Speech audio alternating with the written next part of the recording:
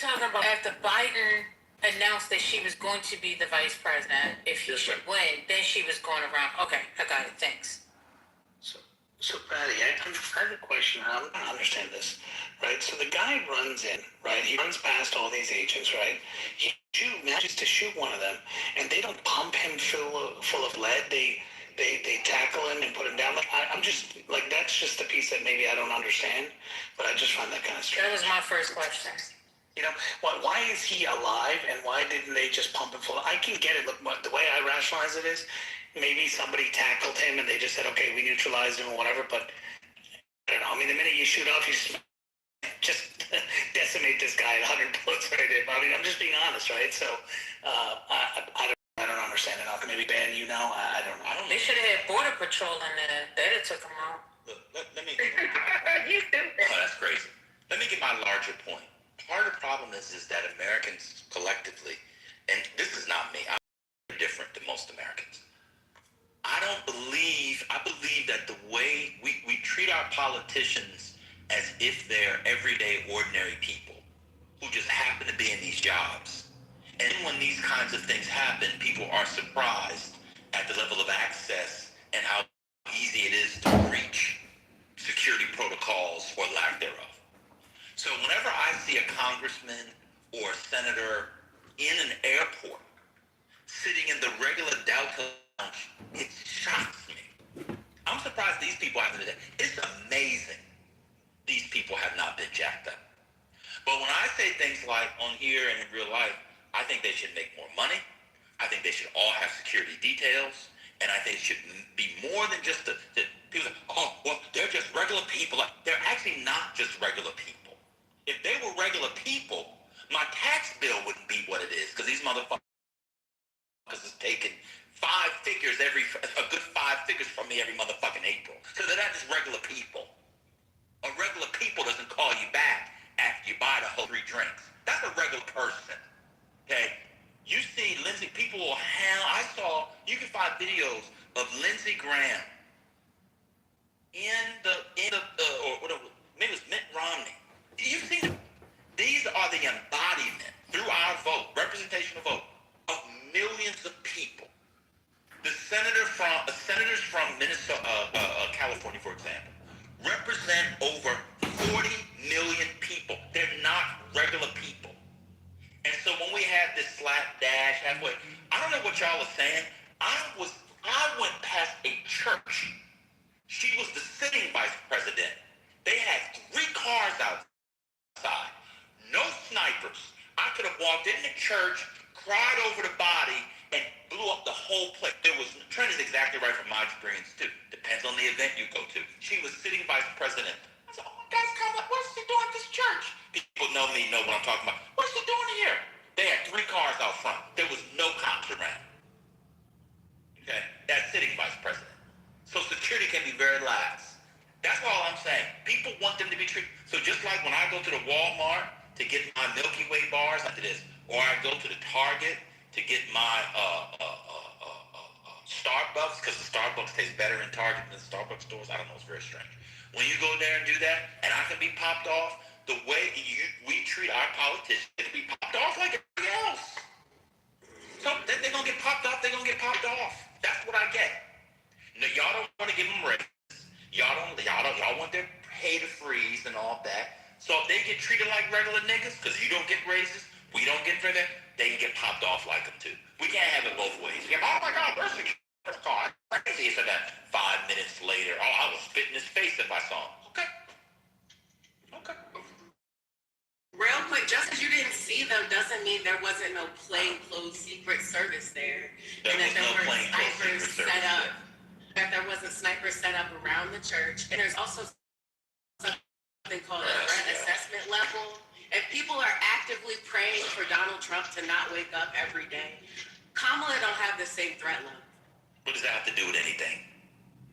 It has to do with everything what you just said about how you saw I'm not talking about the threat level. Well, first of all, you don't know what I inquired where it was or what buildings they would have been in to know if that's true or not. You just heard a story and you just figured I didn't know what I was talking about. It wasn't a church, it was a church. That's not true. I just offered an alternative, an alternative. I'm telling you they weren't There's on a possibility that they could I'm be. telling you, they want to. Man, it was my building.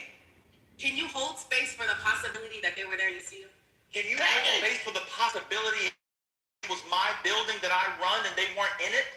Okay. Because they You would have didn't had say to that coordinate at with first. me? You didn't say that though. I need to tell you my business. You was withholding information. You was withholding. Holding information.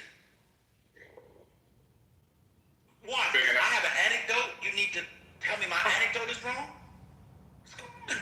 I'm not trying to tell you you're wrong. I just want you didn't give me all You of didn't that ask. context. I'm That's just all. telling you that the woman was very vulnerable. She was inside a church, in a chapel. There's no way snipers outside could have stopped me inside the chapel from blowing up her, the governor, 2 senators, etc., etc. I walked into the church chapel. I was not stopped. But go ahead. Tell me I didn't walk in. Go ahead. Yeah. Oh, this act is incredible. I'm telling you what happened. That a lot of times these people don't have the security detail that people think they have. But you got it. And Benny, sometimes I walked in the back. I said, oh my God, this so-and-so. She walked out the thing. I said, this so-and-so. You could have been in any office building, any building around. Just walking out. Just find me. But you know what? Maybe I was on Huasca or whatever that shit is, and maybe they did get the information from us. So that's my fault. I just know with the events that I've attended, they've always had snipers on the roof. They'll have snipers on the roof. Even before they go into the event, they have to fucking inspect the building weeks before that. So like, I know there's a whole lot of planning that goes along with it. One of my homegirls that got the military, she works in Secret Service, and she used to be a strategic planner with us, and there's a lot of planning that they do even before they go to a building. The people that'll be there before she even comes, they have to do background checks on. But I don't know what's going on in some of these areas that y'all been to, but I know that's their whole thing. They have to check those buildings, know all the exits and entries. I know that every event I've been to, I've seen snipers on the roof. I know, like, even when she's leaving or even coming, there's no entry and exits. They usually set up, I've always seen them have set up, as soon as you come in the building, metal detectors, and they have the police there to check your bags and stuff. So I don't know what happened. It stuns me the level of competence that you all attribute to American institutions. Let me give you another example. I was on a college campus. It was during the 2024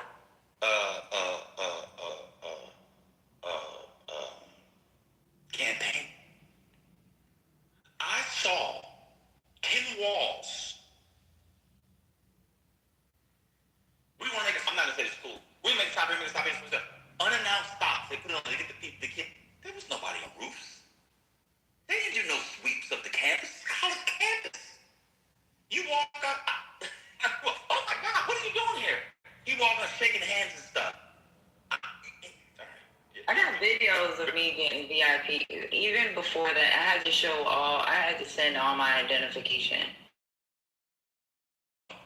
And this is That happens everywhere. Now, I'm not saying it happens everywhere. I said, I don't know what's going on in y'all area, but I know even in Georgia, to do the VIP access, I had to send all my information.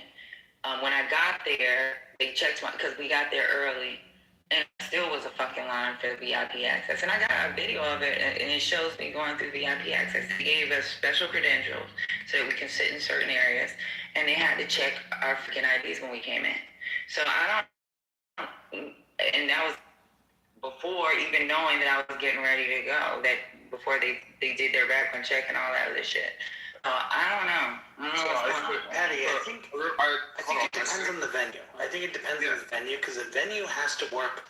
They have to cooperate with you when you do it there, security-wise. And some venues may say, hey, this is pretty secure. Or, the Secret Service may make the decision saying, okay, we don't need a lot of force here because, there's only one exit and there's only one entrance, and the probabilities are, they may be making those decisions. I'm just kind of spitballing here, but that could be why Dan's experience may be different than than what you. No, that's not what. So I sent Patty and First Lady the video. There is context. This was October of 2020. So it's the pandemic. So the event was outdoors as opposed to being inside of University of Texas Rio Grande Valley UTRGV. That's where it was held. So it was held outside, not inside. But in the video, you can see, and Patty and First Lady can see it themselves. There's trucks. Those trucks have not been checked. There's Confederate flags. There's Trump flags. Anything could be in those trucks. And then across those railroad tracks, right on the other side of that fence, that's where I had walked outside the event to go to show how close it was. Right behind that white truck, Patty, that's where Kamala was standing. That's like 150 yards. It's not well in range, I'll see. But to Van's point, I have been to Beto O'Rourke's thing, walk right in. I've been to his too. His is different. He be doing something different. Yeah, but he does have something. He has the local. I just went to Talarico's thing, walked right in, nobody patted me down. Now, granted, they are not. I would not say they were in danger like a Kamala. Kamala in Texas was absolutely in danger. So I agree with Van. I've been shocked at some of the amounts of some of these folks. All right. Well, I guess that's a portion that we don't necessarily need to know, other than the fact that their safety is on the line. So, anything else? Conversation? Yeah, I have one more offering. What comes to mind when I hear y'all say, like, oh, she was in danger, there was nobody around, is like when she was shot up in the grocery store and people were like, oh my gosh, she's just in the come up. There was like 15 plainclothes secret store with her. So again, just because you don't see it, don't mean it. Oh my God, we know that. Those are oh my God, this is insane. First of all, I don't know if you know this. I was not talking to just you, sir. I know, and I'm not responding to just you. Okay. We know that they have plainclothes Secret Service in those kinds of events. I'm not talking about that. I'm telling you, in the second instance, I saw Tim Walz on a college campus. He was getting Secret Service protection because they get it leading up to the campaign. He'd been nominated. Students with book bags that had not been checked, they didn't submit anything, were going up to Tim Walz, taking pictures. Any of those students could have had a gun in their bag and he would have been popped off. Doesn't matter. First of all, and by the way, every building stood on, just so people know this. Can't stand on every building. I don't want to get into that. But there are certain historical buildings and chapels and temples and stuff that you can't stand on for lots of reasons, but that's a different discussion. Anyway, up to them, selfie sticks, the whole thing. The Secret Service was around. I'm not saying they weren't there. I saw him thronged by scores of students. Yeah, wait. Thronged. Pop. He could have been popped. And nobody could have did anything. That's a lot different than going to get your favorite chicken or a bowl of chili from Ben's in D.C. That's a lot different when Obama went to Ben's. But hey, maybe all the students were fake students and they were also Secret Service. I'm screaming. Was this before or after Charlie Kirk, just out of curiosity? Because I feel like college campuses are probably not going to be as lax in the future because of that actual assassination. What? What do you mean? I said it was in the 2024 election. Okay, I didn't hear that part. Well, why else would people be thronging Tim Walz? Unless it was a lesbian convention. Huh? I'm screaming. Okay, so this was before a big assassination happened on a college campus. So, it kind of checks out that it would be lax. Typically in this country, something has to get ruined something has to get ruined by somebody else in order for them to take extra precautions the next time in the future. So. It's still lax. There's no way you can do the kind of things on college campuses and it not be lax when the quote principles. I mean, it's still lax. Senators come through, governor, etc. It's very lax. I know y'all think that because So I was on a campus during the Abigail Spanberger run when Obama came to ODU. I went to that, and I may be biased. I put it in the chat.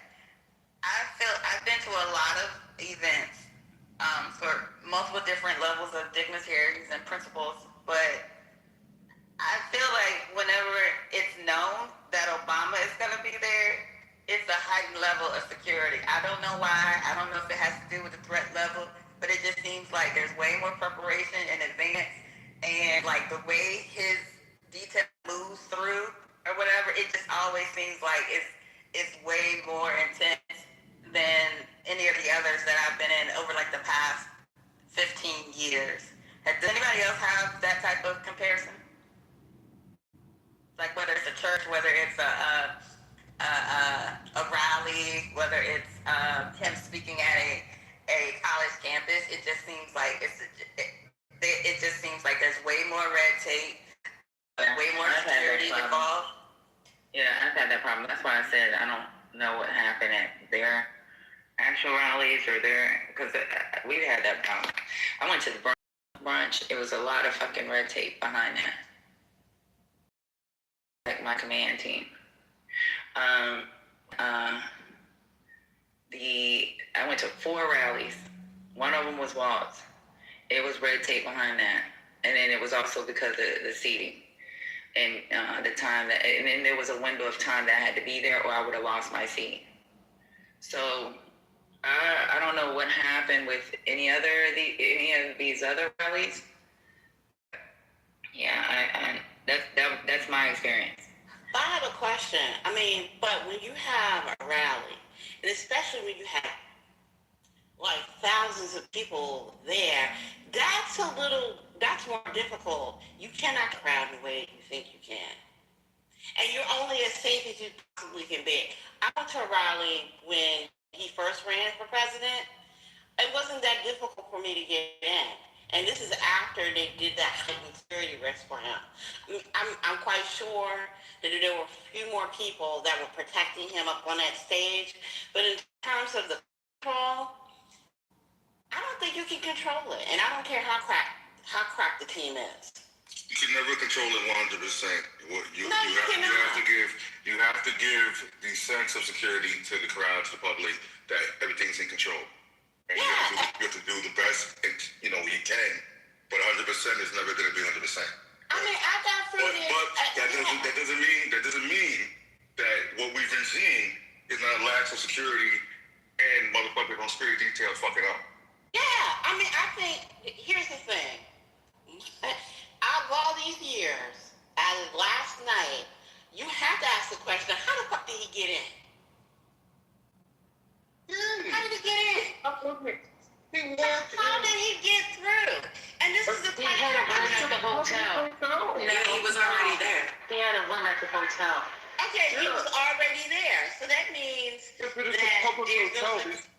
you couldn't control the people that had rooms there that paid to be there. They possibly could have. They probably did have background. We don't know, honestly. If they're having the president there, I know. Bottom line, they're fucking up. Right, but we don't know if the people that stayed in the hotel during that day, if they had to get pre-approval to stay during that day. And even if they did a background check, even like listening to what they said about him in the past, he wouldn't look like a danger. They did do a background check on all of the people in the hotel, and he definitely want to come off. You mean even the guests? I mean, that had nothing to do with the event. So I don't know about what they do in DC. So now we're going into conspiracy theory. I'm just saying from my experience, and then she was saying that they did do a background check. I don't know why they would have people in a hotel knowing that this was going to happen. They would have probably bought out the hotel, to be honest.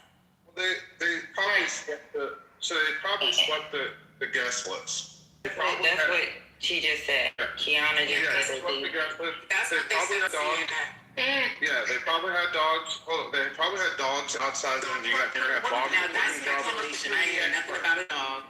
When did you become a security expert? Wait a minute. Can I just stick to one How point? about the fake security experts on what they know happened and what they know didn't happen?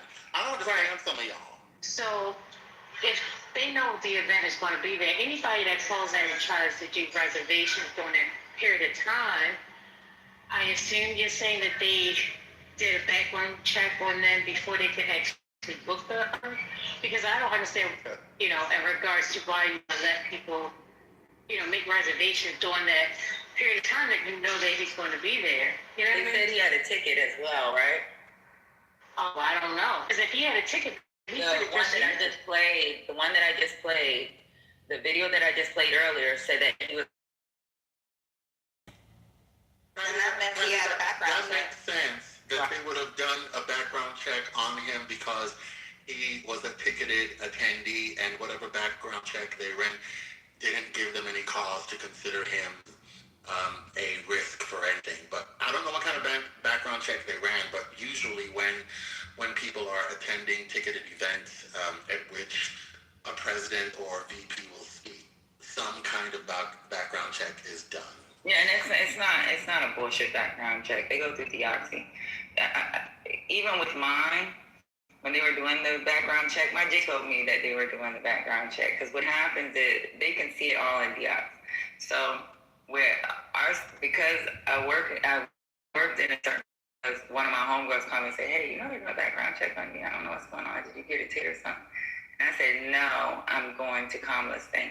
So I know what our background checks look like when it goes through for her, obviously, because they get alerts. Our team, for me, if you work in a certain position, if something's coming up where they're doing a check on me, somebody will let me know, "Hey, there's a check being done. What's going on? Like, did you get a ticket? Did you do this?" No, I think it's Kamala Harris. So yeah, they do background checks, and Deoxy is not just some fucking check your fucking ticket type thing. They go through the FBI files, they freaking CIA files, they look up who your parents are, they do a background check on your parents, so it's a whole thing. And that was just for brunch and a goddamn seat in a certain area. Yeah, they had a Democrat representative on Dana Bash this morning that they do background checks on basically everybody staying at the hotel. They look for the red flag laws or whatever that they passed legislation, and he didn't come up because he had a clean record. Oh my God, I'm stunned. America elected Donald Trump as president. Iran has an embassy in Mexico in which when they send shipments, fewer than 5% of the stuff gets checked. Okay. You have a Secretary of Defense in Pete Hegseth, and your FBI director is Kashat Patel. Okay. We have all kinds of cyber attacks, logistical failures, etc., etc. And intelligent people honestly believe that they did a background check on 1,000 people plus for the White House Correspondents' Dinner. If they did, they did not. If they did, we need to find the people who were kicked out of the hotel.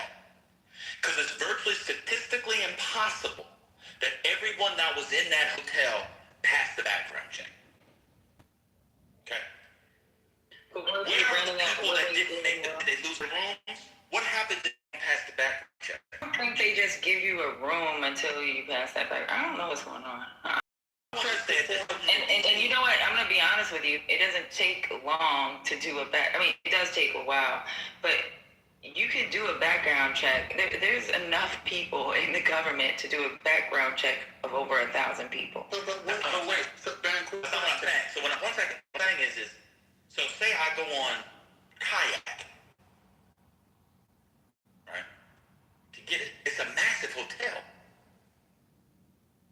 I book it a month in advance, 2 months in advance. Where are the people that failed the background check subsequent to booking it in the event?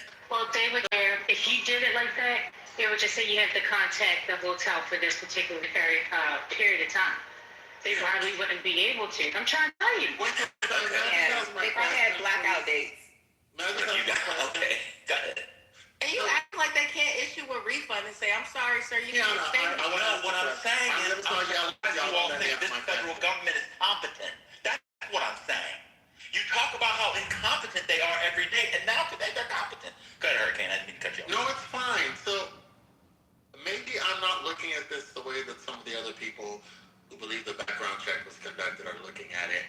I was under the impression that if a background check were performed, it was performed only on the people who had tickets to attend the event, and not every single person staying at the hotel. They said they're saying everybody. Why would you think that on everybody? First of all, performing a background check on somebody without the person's permission, if you don't have cause to do so, raises concerns about violating people's rights. I do not believe. Trent, I'm not talking to you. Hold on. Yes, So I just read it. During the White House correspondence. May I finish, please? Well, you can't get a hotel room, period. I'm reading it right now. I just Googled it. Cannot get a room. It has to be approved. So it's like you can go in, somebody brought up blackout dates, that's probably their blackout dates. So how do you get a room? It said they said they have the rooms reserved, or I guess the government pays for them, a year ahead of time. Buy out the hotel.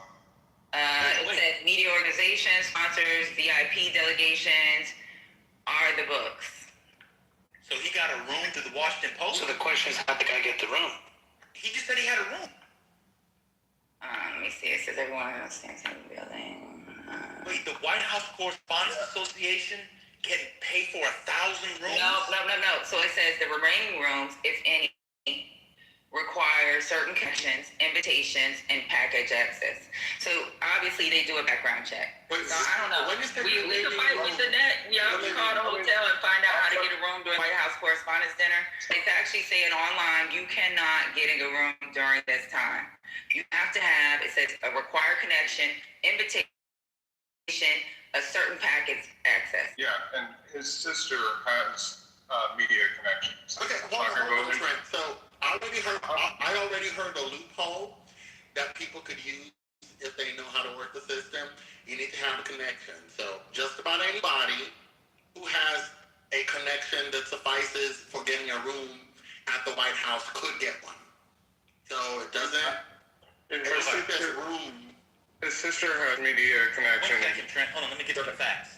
There are 1,107 rooms and suites in that hotel. The average price, hold on 1 second. Average price per night, this is in DC, 1 second, is, let's do $200. $200.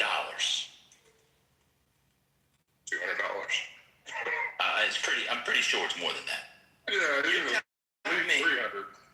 Okay. Frank, shut up. It doesn't matter. It's fine. Oh my God, Hurricane, good Lord. You guys are telling me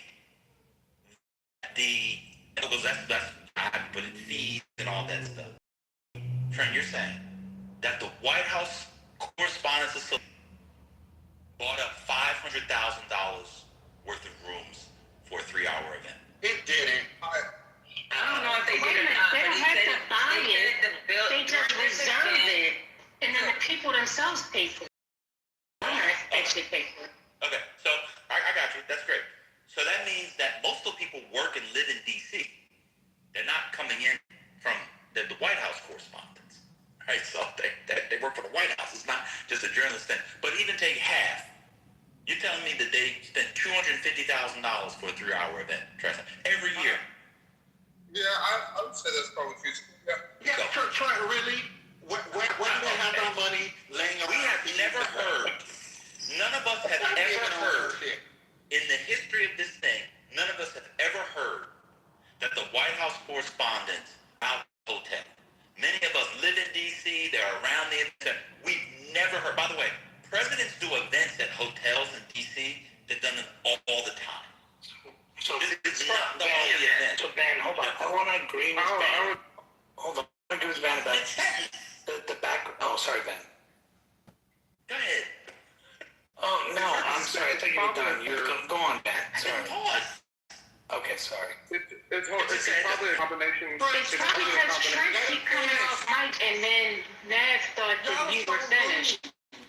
Good, Ben. Ben, please finish saying what you're saying. The point I'm trying to say And is we're going that to this is Nav. not the only event that presidents do in public. So, based off what the logic of what you guys are saying is that whenever presidents, and probably vice presidents too, because it's a constitutional officer, and I'll leave it there. I won't even say Supreme Court justices, although maybe, but let's say presidents of the House. But let's just say president and vice president. Whenever they show up for events in hotels, they buy out the hotel. So Okay. it doesn't say nothing about them buying out the hotel. The Hilton does it on their own. It says the Washington Hilton on their. It says they do early block access. So honestly, For the whole for them. hotel? So check this out. I don't know. I don't know. I don't care. To be honest, I really don't give a fuck. It says that they have certain access. That's it. You're not going to get around. If they're saying it, I'm not the one to question. I really don't give a fuck how they get their money. For them, this might be free advertisement. It's something that's done every year. It's something that they're willing to take a loss on that day or the day before or whatever. 3 days, how many days it takes for them to fucking organize this shit. They said it's block access.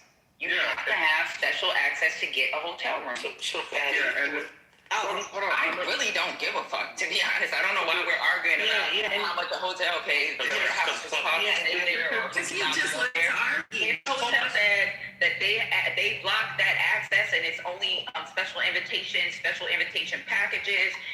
If that's what they're saying it is, then that's what it is. Why are we arguing about this? This is like really simple. Oh, no, it's not silly. Let me tell you why it's not silly. That means it is a massive conspiracy. Because this is what I was trying to get to before I was cut off. If what you're saying and everybody else is saying is true, that means that there's a massive government conspiracy because the boy with guns and manifesto and pictures and IDF t-shirts, etc., means it was an inside job because he only could have gotten the room that way. That's why it wouldn't make any sense. He had a ticket. So what you're all saying is this is a massive inside job.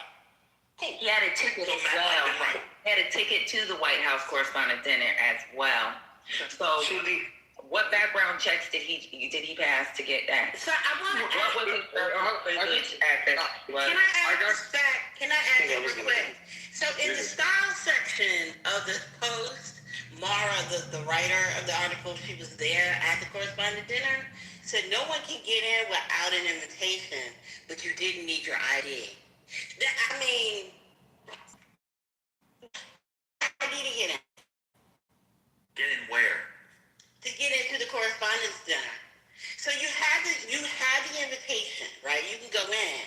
But how do you know that the person that has the invitation is the person that matches the guest list? I mean, that's for future. Show an ID. That's for future reference, though, Jerry. Right now, he was the person that was actually invited to the White House. Correct. And the only thing I wanted to correct about what Patty was saying about the only thing I wanted to Patty about the background check is, you and I both know, being in the kind of in the government space and doing these background checks, is that, the hotel would have to get the person's social security number, or beforehand someone would have to request for them to provide their P2 information in order for them to run that. And I don't think if someone booked it a year out, that, to kind of what Ben is saying, I don't think someone is saying, hey, we need to conduct this check before you can book a room. I can understand maybe when you get there or something, they say, hey, look, there's a special event happening. You need to provide this information about who you are and, this particular information. Otherwise, we'll have to sit you in another hotel nearby or something. That I can understand. But at the time of booking, I really doubt they're asking for P2 information. Yeah, but they actually just blocked access during this time. Correct. So but here that's separate.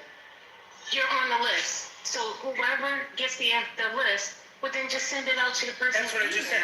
That's what I just said.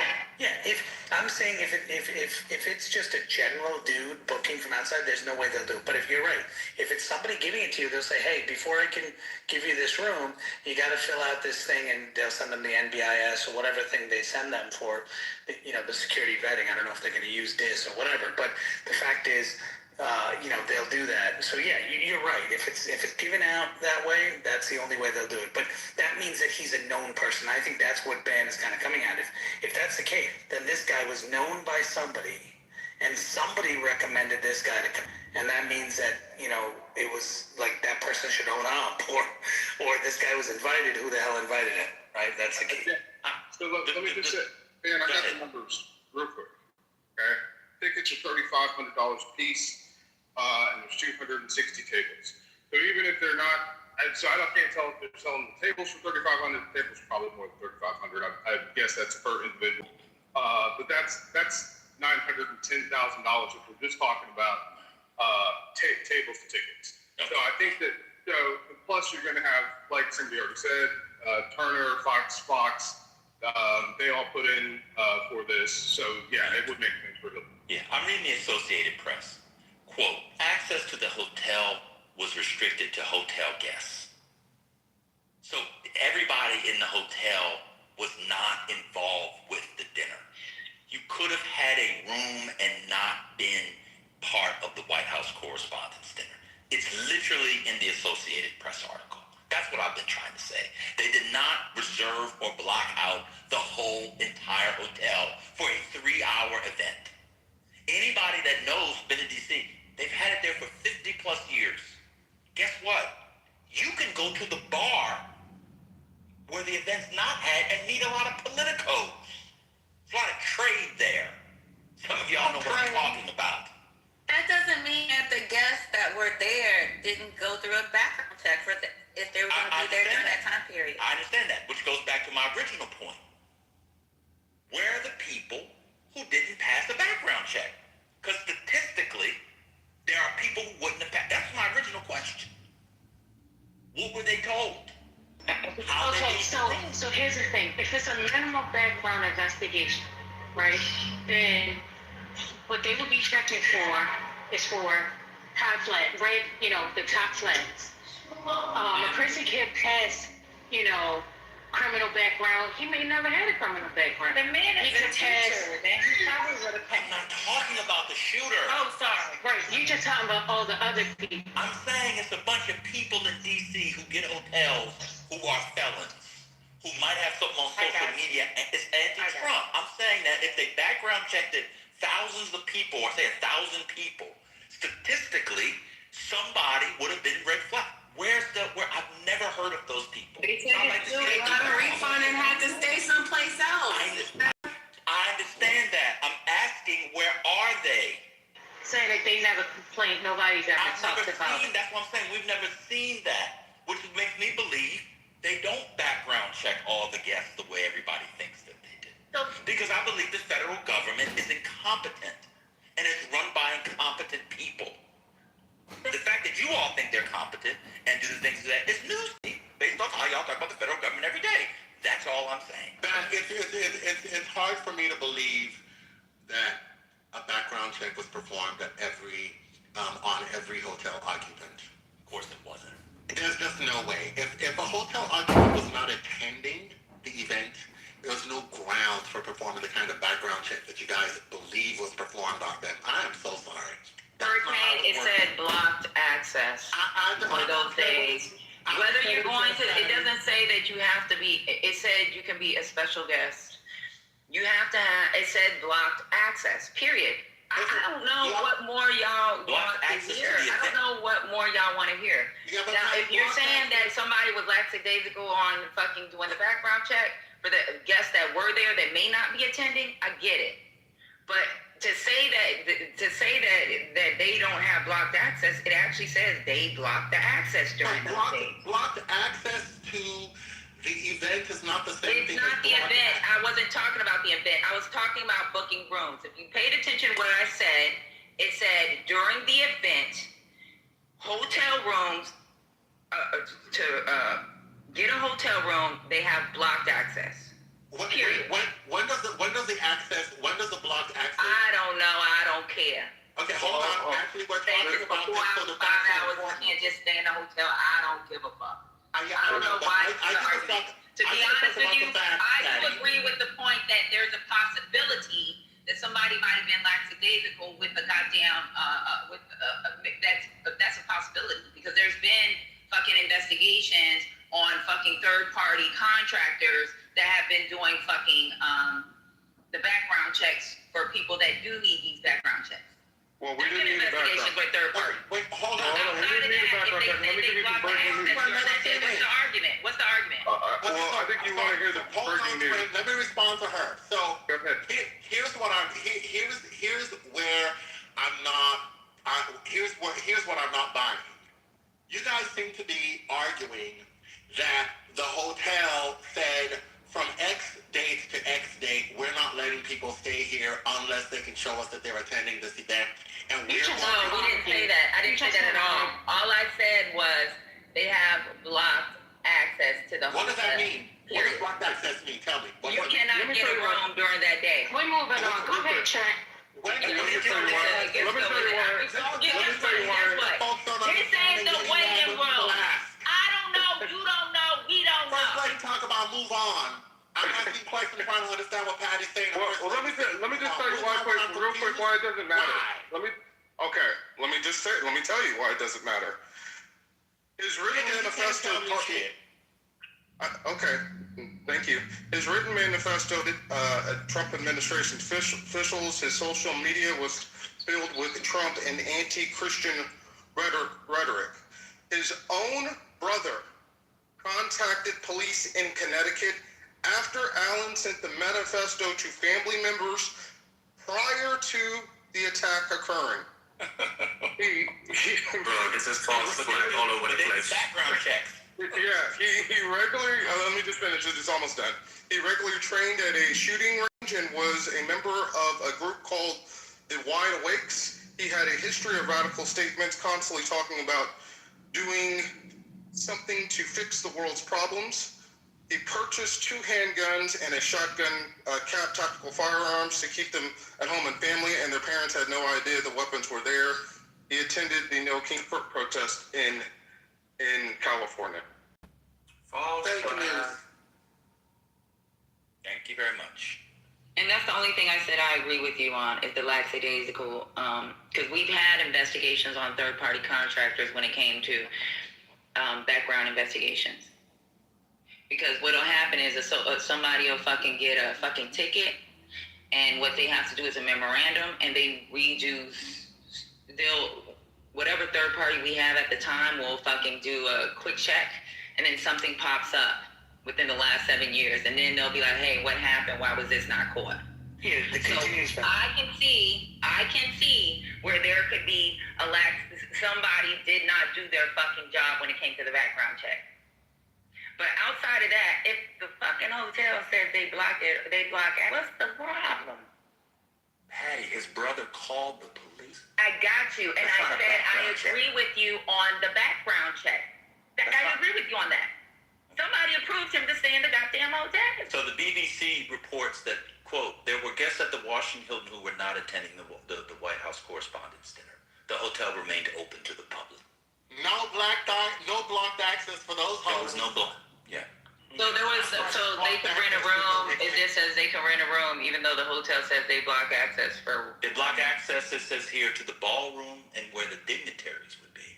But if you were there for your son's T-ball tournament and you booked it a year out, you just went to your hotel room. Well, from what I'm reading, they actually said they have hotel room. They have blocked access to getting a room, and you have to do it a year, anywhere from 6 months to a year out. So what if people reserve their rooms a year and a half? I don't think you can do that. You can't usually block that far in advance. Okay. No, not that far. Yeah. So, here's what the only government that usually comes to the U.S. That would usually come to the U.S. and pretty much take control of an entire hotel room is the Saudi Arabian government. The United States government, under no circumstances do I ever remember. So I'll give you an example. Crown Plaza Hotel in KC, there was a time Barack Obama, when he goes around the country as a head of state, decided this was where he was staying for the 2 days. Nobody's talking about the government blocking it out. We just said that the hotel itself said that they do block access. Yeah, I'm not saying necessarily the government, but the hotel in itself, because guests were still being able to come in, and this is just across the board, even when they do foreign travels. Is there security? Absolutely, yes. But this is not going to prevent hotels from actually being able to bring in new guests or people coming in and going out. Nobody said that. Okay, all right. Can I read the manifesto? Go ahead. The fake manifesto? Yeah, the massage writer. Hello, everyone. So I may have given a lot of people a surprise today. Let me start off by apologizing to everyone whose trust I abused. I apologize to my parents for saying I had an interview without specifying it was for, quote, most wanted. I apologize to my colleagues and students for saying I had a personal emergency. By the time anyone reads this, I probably, most certainly, do need to go to the ER, but can hardly call that a self-inflicted status. I apologize to all of the people I traveled next to, all of the workers who handled my luggage, and all of the other non-targeted people at the hotel who I put in danger by simply being near. I apologize to everyone who's abused and or murdered before this, to all those who suffered before I was able to attempt this, to all those who may still suffer after, regardless of my success or failure. I don't expect forgiveness, but if I could have seen any other way to get this close, I would have taken it.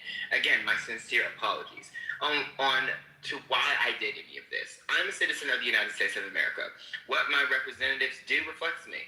And I am no longer willing to permit a pedophile, rapist, and traitor to coat my hands with his crimes. Well, to be completely honest, I was no longer willing to a long time ago, but this is the first real opportunity I've had to do something about it. While I'm discussing this, I'll also go over my expected rules of engagement, probably in a terrible format, but I am not military, so too bad. Administration officials, not including Mr. Patel, they are the targets, prioritized from highest ranking to lowest. Secret Service, they are targets only if necessary and to be incapacitated non-lethally if possible, aka if they're wearing body armor, because center mass with gunshot messes up people who, quote, aren't. Hotel security, not targets if at all possible, aka unless they shoot at me. Capitol Police, same as hotel security. National Guard, same as hotel security. Hotel employees, not targets at all. Guests, not targets at all. In order to minimize casualties, I will also be using buckshot rather than slugs, less penetration through walls.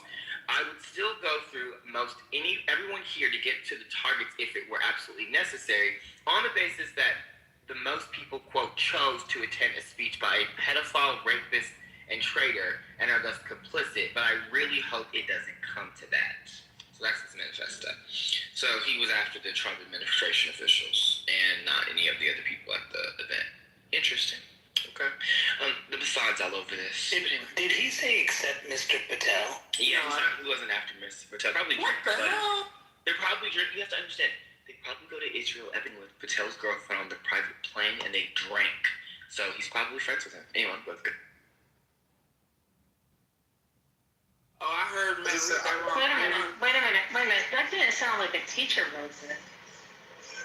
That was... It sounds like it was written in a back office of an FBI field office. And he also graduated with a 3.9 from Caltech. Yeah, that's crazy. The most illustrious and I would argue best institution probably in the United States. That sounds like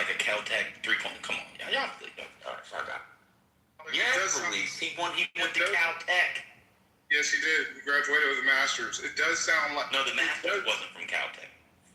Are you... Okay. I won't speak on that. It does sound like a manifesto. Matt, I just haven't seen it. Do you have a history of reading manifestos? What the fuck? Yeah, I do. He said I do.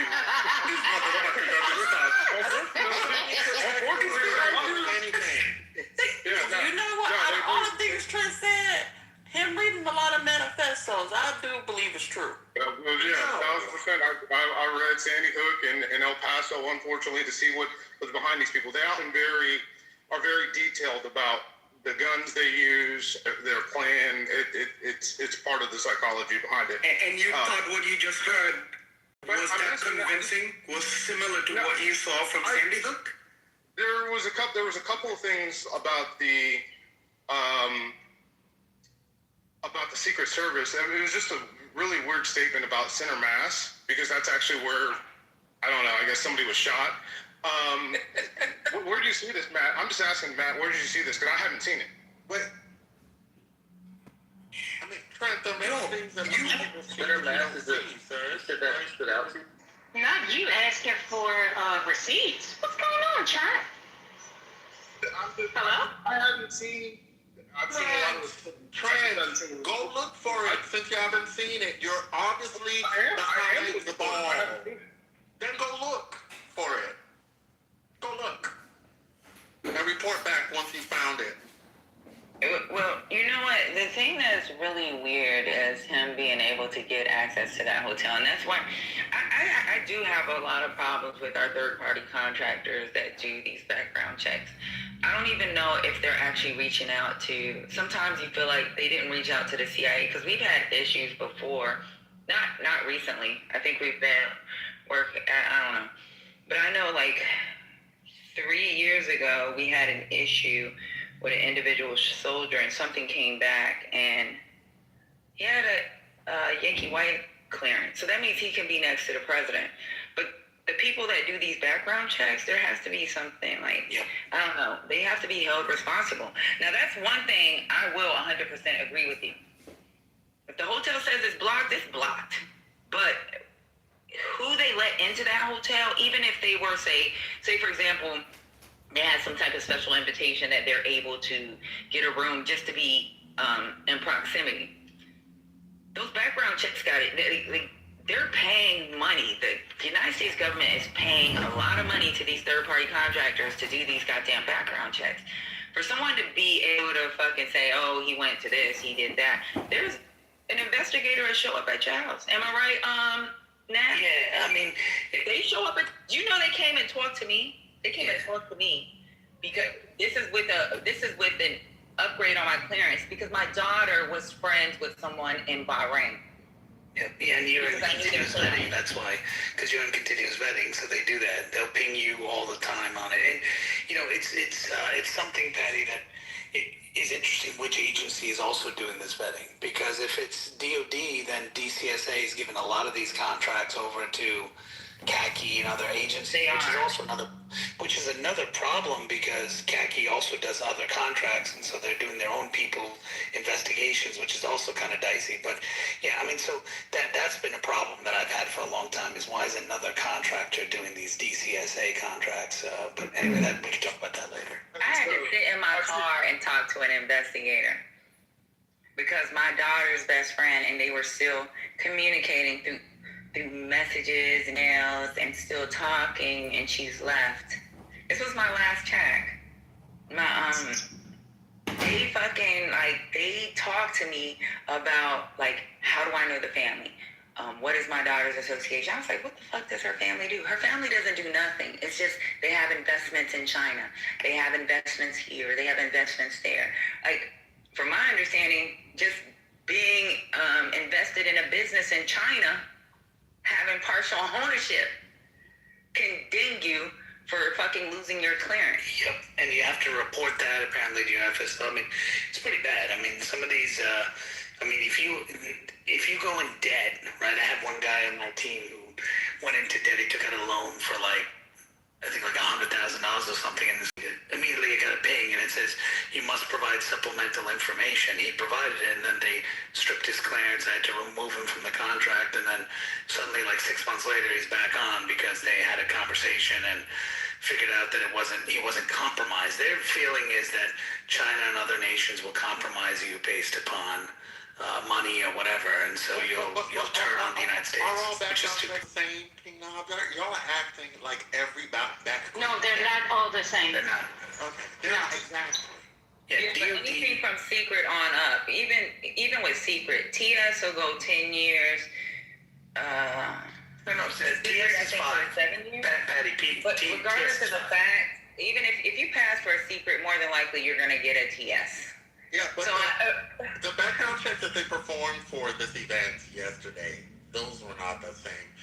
Are you saying that those are the same background checks they performed to get people top? Well, that's what I'm asking. I don't think they did it. There's not no top way it secret. is. If you can pass a secret, you more than likely can pass a top secret. Yeah, but no. But Patty, what he's saying is valid. Typically, they do what's called a T1, which is called a trustworthiness check. Okay, For these- I don't care what the acronym is. Y'all be throwing out acronyms like people give a fuck. We don't give a fuck. The bottom Well, line then you is, asking the questions. Don't ask the question if you don't give a fuck.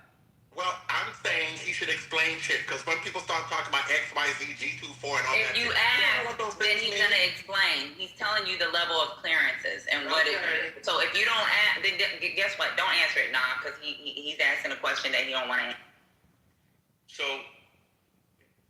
the boy's brother called and said he's gonna do X, Y, and Z. Do we have the date that he called? Yeah, I got it. But Ben, here I've got the story. He called New London, Connecticut They were asking police. for the date, Trent.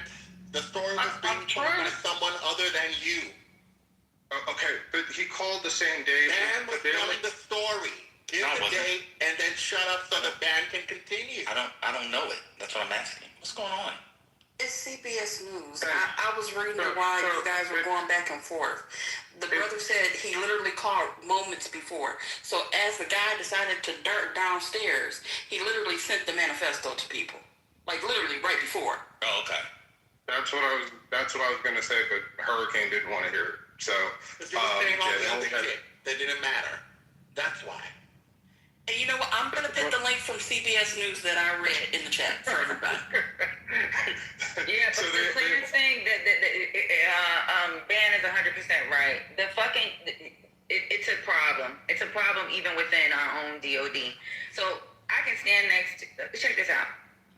My daughter has been emailing. She's been going to school with this girl forever. Well, not forever. They went to school together for 2 years. They're best friends. My daughter even considered back to Bahrain to go to school at one time. So I can tell you this. It didn't pop up until I fucking had to redo my clearance, right before I was doing my clearance. And that was during that investigation. So even with the periodic checks that you're talking about, King Nam, they should have fucking did that. Because even with us, with TSs, and when you got a Yankee White, they're supposed to do periodics within that 5-year window.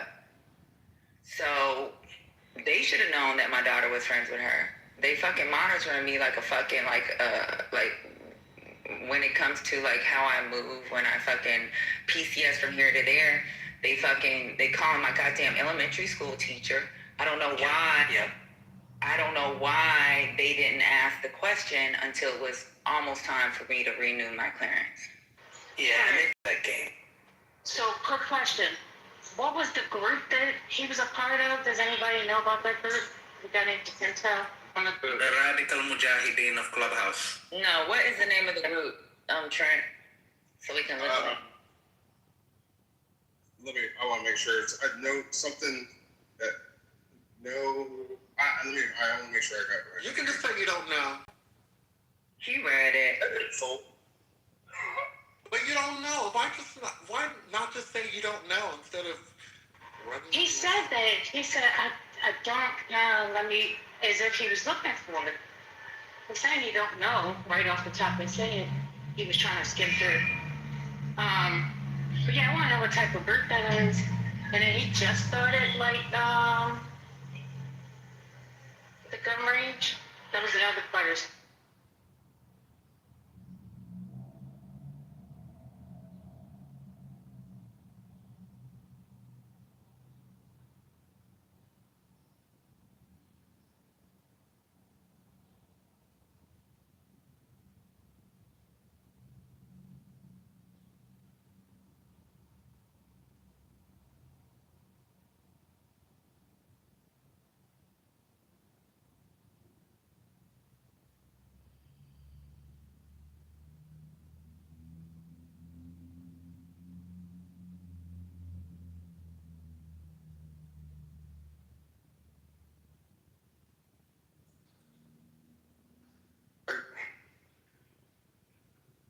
guns and when they were purchased.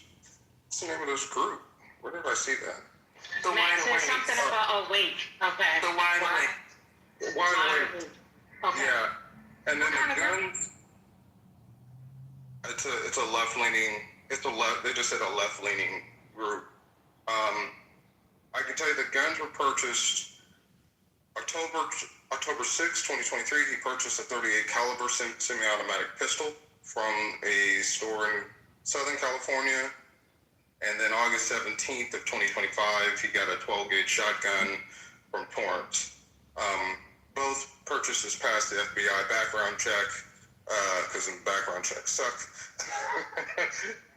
and he bought them legally. They also, I'll end with this, they interviewed his sister in Rockville, Maryland, and some people have alleged, because she was connected to some media types, that she was the one who gave him insight to the dinner, but that's a very unconfirmed. Oh, one more thing. There is one weird thing. There is a Twitter account which tweeted the name Cole Allen in 2023. It is the only thing that this account, that the account is Henry Martinez.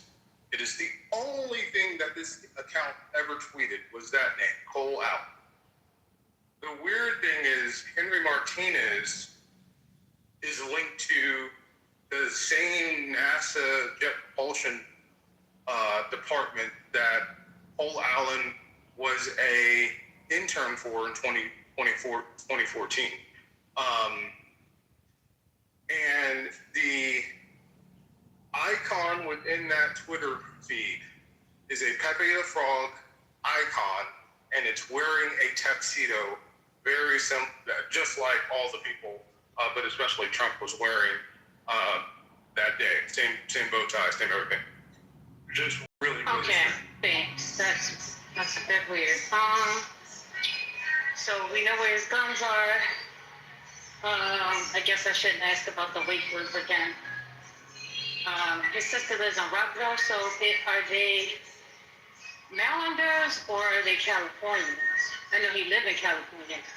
You know, did his sister come this way? I don't know. Just trying to keep the questions going. His sister and brother both came this way, just to different states.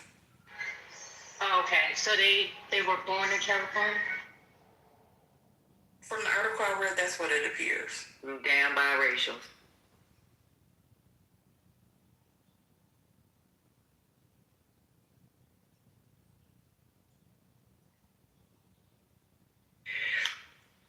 Child. It is kind of weird that they didn't kill him, though. That's what I'm saying. I mean, the minute you take a shot at one of these guys, they would have I feel they should have pumped him full of lead. Unless, I mean, the only thing I could think of... And it would have been justified, King Nat. Correct. And Patty, my view is when you look at the video and you look to the right, you kind of see all the agents pull out their weapon, and then suddenly it looks like they put it away. Maybe I'm wrong, but it looks like they put away their weapon as if someone tackled the guy or something, and then they thought, okay, no need to shoot any further. The other thing that I think is maybe while trying to shoot this guy, it was actually an agent that ended up shooting the other agent. It could be, and this guy didn't actually get a shot off.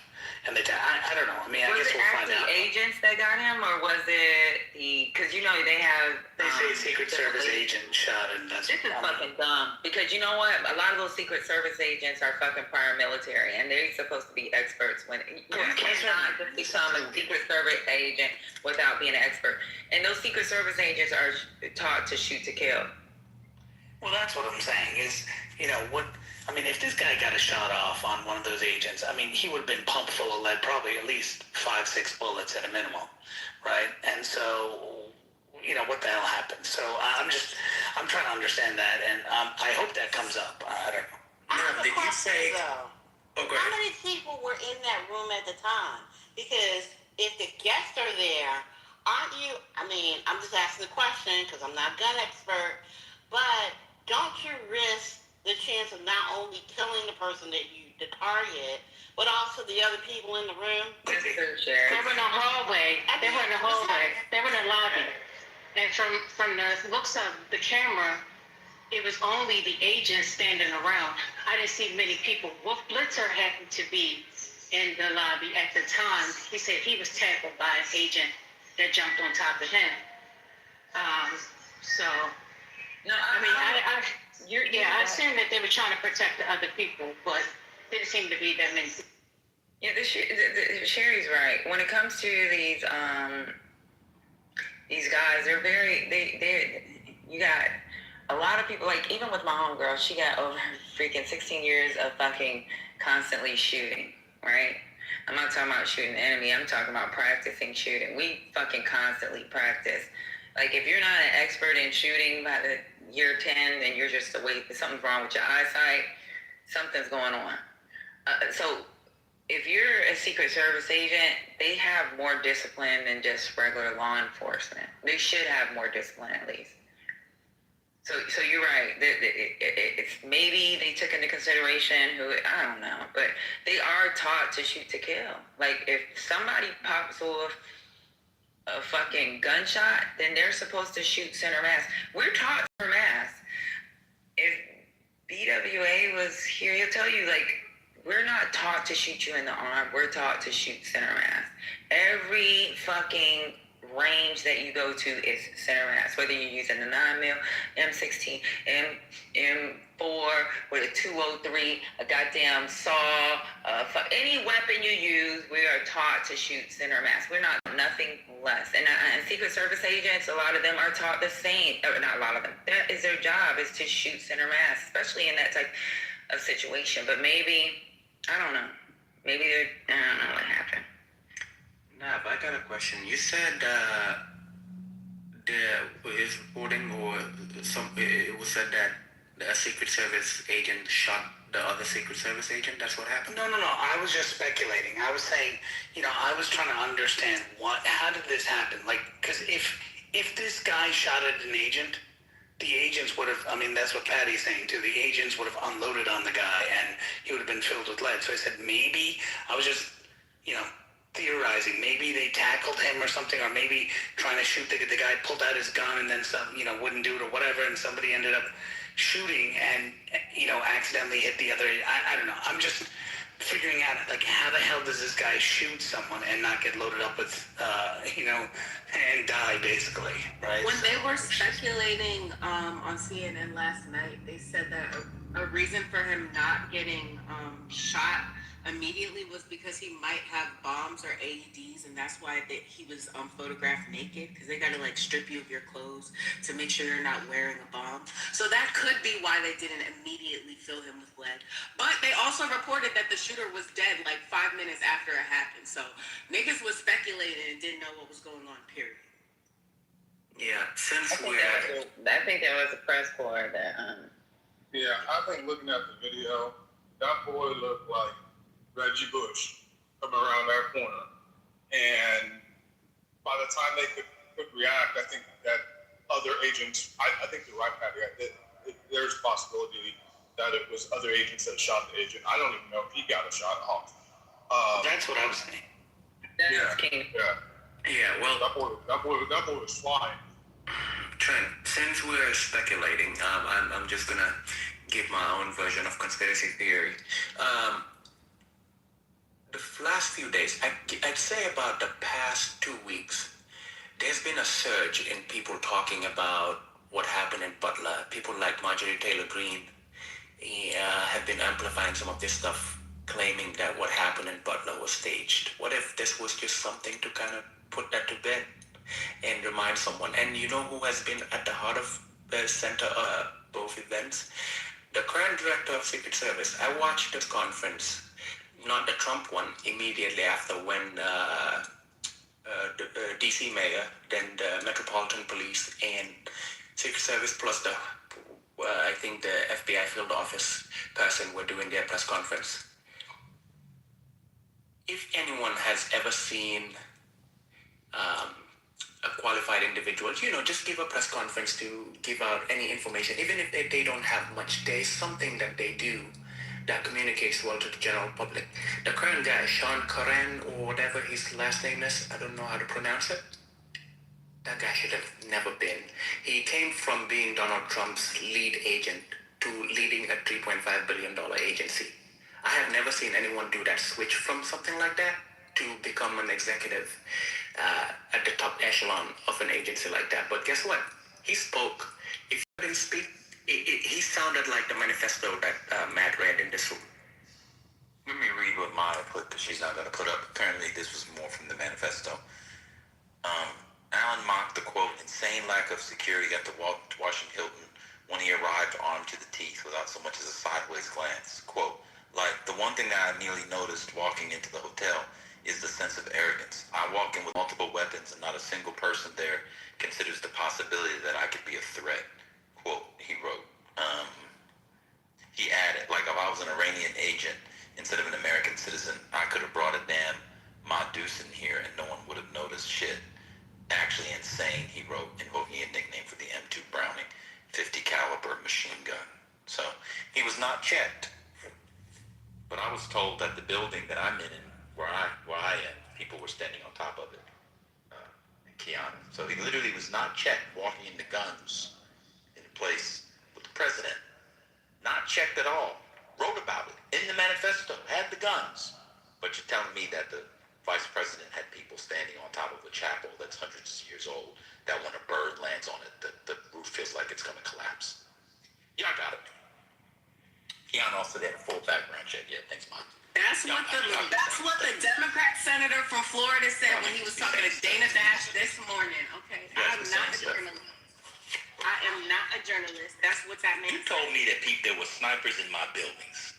I said hold space for the possibility that they were there and you didn't see it. Hold space for the possibility. Don't put words in my mouth, sir. Hold space for the possibility that a man went to the White House Correspondents' Center hotel, had multiple guns, walked in with them, and no one checked him. Hold space for that. Hold space for the fact that this country is ghetto. Staged. I think the whole thing is staged. So let me preface it by saying that I don't even believe that it's a real assassination attempt. Hold space for the fact that this country is ghetto, and every day we talk about logistical failures. Every day in here. And we have people running it, like Kristi Noem, Cash App, who was the guy that got impeached under Biden, who was just horrible? What was that? Mayorkas? My secretary, who should have been removed. I don't know why the Democrats didn't remove him. Mayorkas. These people are incompetent. We have to stop people. I speak for myself. I have stopped assuming competence from Americans. People that get up every day and put a bowl of cereal in front of their kids full of enough sugar that could put a gorilla in a diabetic coma. These are incompetent people. But they did a full background check, though, on everybody. Blocked it out on Kayak, Jenny told me. Yeah. I'm unbothered. You can be in your panties if you want. Yeah, you could be in your Ensure and your Neosporin as well as your Tiger Balm. I am.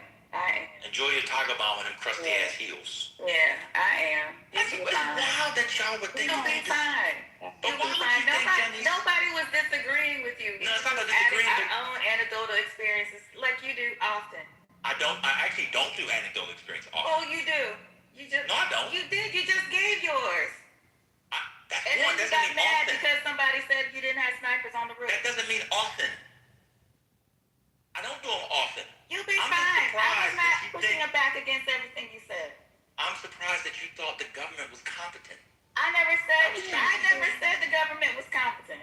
You was talking about it during Obama. You think it was competent when Obama was president? I didn't say during Obama. I said when Obama visits, I have seen a heightened level of security precautions. That's not during his administration. That's every time I've seen him. Y'all believe me. I forgot y'all believe in America.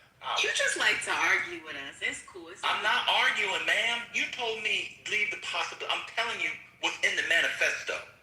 The boy walked into the hotel where they were going to have the dinner with multiple guns.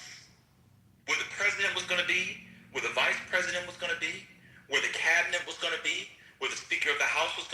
to be. He was going to the bathroom. Well, Blitzer gets special protections too, right? So, but somehow I'm supposed to believe that the government is competent? We know that there's too many people involved in government for everybody to be 100% competent. I don't think that's what they're arguing. No. I think they do know that there are people that are incompetent within government.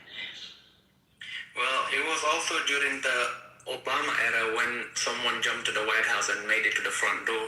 He even managed to take down a Secret Service agent while he was there. Do y'all remember that 2014 incident? Yeah, I also remember the mother that was driving and she made a wrong turn and the Secret Service shot her in the head and killed her.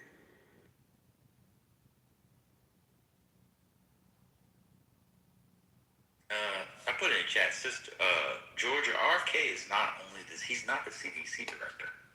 He's actually like 10th, like 8th in line for the presidency. That's what's going on. Could you imagine? Health and Human Services. Well, that's why. But he might be a little further along because that department came later. But he's like actually in line for the presidency. Like number 20.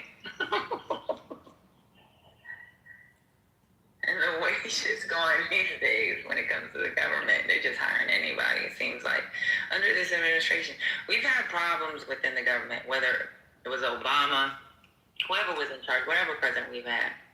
We had problems with the hiring process, and even with the processes that's in place for like not only clearances, it's just anything. So like it happens. There's a failure within. I mean, I don't know. You're gonna have failures. You know, this is the administration, like the very first term. Do y'all remember? It might just be top of mind for me because of my background. That they decided they weren't gonna publish the list of the who visits the White House. Oh yeah, heard of that. And then this administration, I think Ban was one of the ones that also called it out. Like they redefine what they considered media, and they call bloggers new media. That could be like regular, as long as they were sympathetic to the administration. Like, I mean, you know, the accounts of where they cut corners and what they do is countless. Like, my argument was never that they were competent. So you know what they do now when it comes to the hiring process? In the military, there's a series of questions that have to be asked, and you have to answer it, and it has to do with loyalty. King Nav has a couple of contracts with the government. He'll probably tell you the same. There's questions that are asked. It has to be sent digitally, and they ask you, are you using ChatGPT? You have to say yes or no. This shit is weird. It's not regular fucking questions. The first time that I heard of these questions, the guy told me, hey, they asked me about, and this is why. Like, we were like, what the fuck is going on here? This is just the basic dropping your fucking application. I think it's like 5 questions. I can't tell you what exactly the questions are. I mean, I know what the questions are, but it has to do with loyalty to the administration. This is a real thing going on right now. Yeah, that's been a thing there, Patty, actually, for a long time. But it's not loyalty to the administration per se, but it's loyalty to the military, it's loyalty to the chain of command. I'm talking about the new. I'm talking about the new questions that they're asking now, and then they actually ask you. You have to sign an affidavit saying that you didn't use ChatGPT. Yeah, I know there's that DRP thing that came in, right? So a lot of people were forced out because of that, and they asked you that question before approving it, which was kind of stupid. It's crazy, y'all really don't even know. Did you lose a lot of people, by the way, for the DRP or no? Yeah, we did, and that's why I'm working as an enlisted soldier as well as an officer. Yeah, I wish they had issued more contracts for the people they lost, but that's a different story.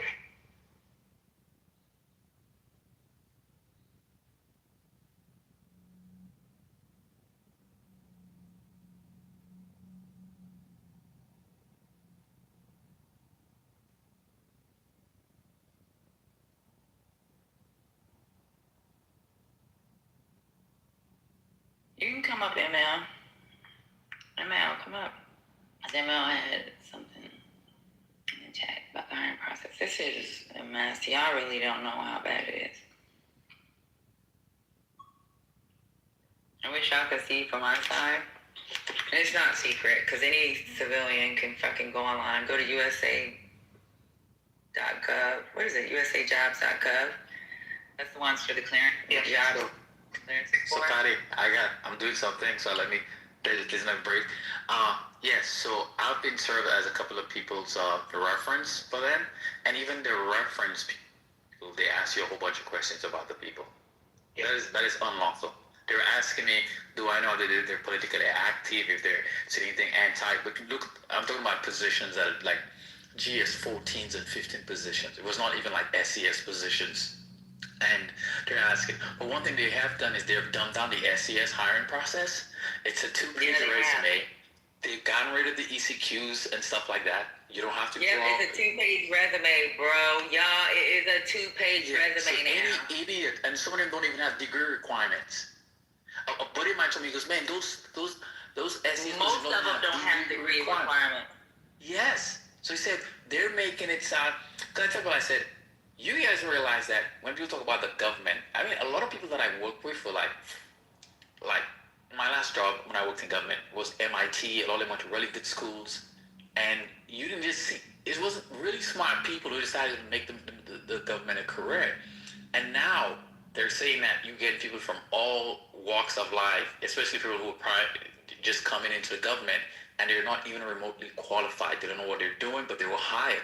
And some of those people are political appointees, so they'll all be gone by the time, because their schedules, they'll be gone Schedule F, so they'll be gone by the next administration. But still, they're hiring a lot of their friends and cronies. So the federal government is going to be just populated with a whole bunch of Trump lawyers and MAGA. So it's kind of scary. They're weeding out everybody, and they're actually pushed out a lot of people. Well, Mel, the only thing I'll say is, while they may be doing that for GS guys, man, they're shitting on the requirements for us contractors. Like, I'm looking at one right now. They're like, we want you to get us someone who's a PhD in electronics technology for U.S. Navy ship. I'm like, what the fuck? How am I gonna find a PhD? So I'm like writing these emails saying like, a PhD is a little bit high. Well, you got an H-1B first. They can't do that because they can get a secret number. Yeah. No, but I mean, so for contractors, I mean, they're really shitting on us. I mean, they're really putting like insane requirements on us, and I don't know. I mean, well, I have they've gotten rid of a lot of the set asides.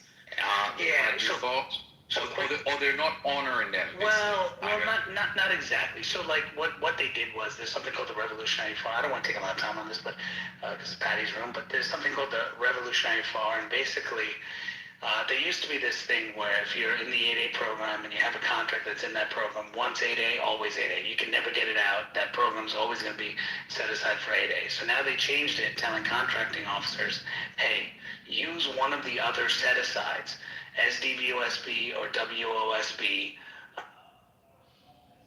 and pull it out. So they're kind of discouraging the 8A. And their claim is, which I heard this under the Biden administration, to be fair, and the Biden administration actually, I believe, went after them. I think you probably knew about this, Patty, but for the woman-owned certification, there was a guy in Virginia who bid on a DHS contract, huge contract, and I mean, I know the guy because I was supposed to get on his team, and basically changed his gender and was able to apply for the SBA certification and say it's in process, and the rule, the FAR at that time said if you were in process of the certification, you could get awarded, then they could fast track it, and he was able to get it just because he was able to get his driver's license to say woman.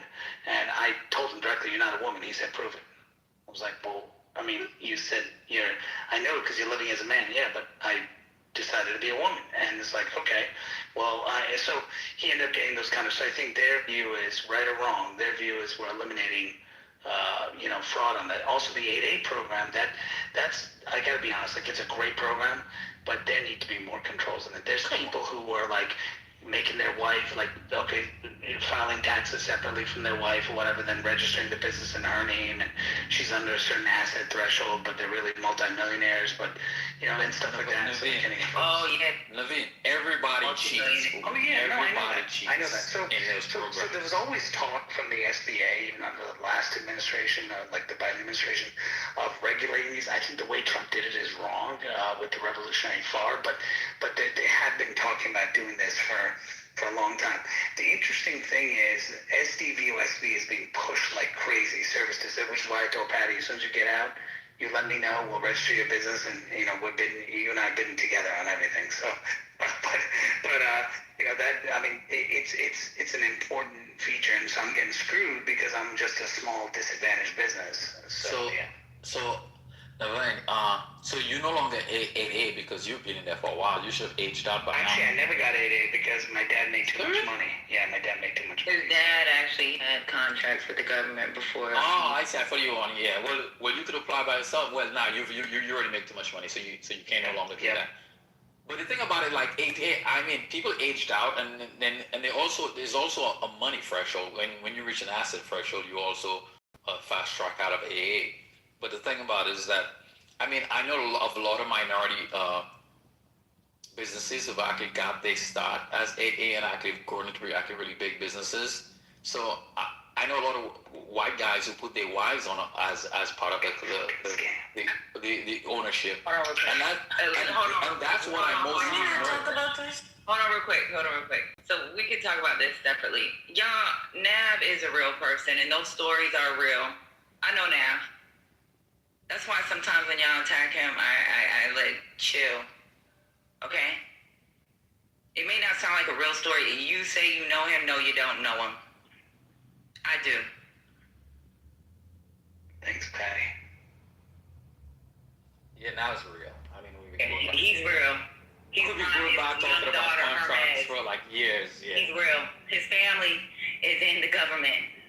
His father started in the 90s. He's real. He has a lot more money than everybody on this most of these people on this goddamn app, to be honest. He's talking about his small business. I don't know about his goddamn small business. But he has more money than probably most of us on this stage put together. Hey, Let me hold $1. Hey, King Nut. I always knew I liked you.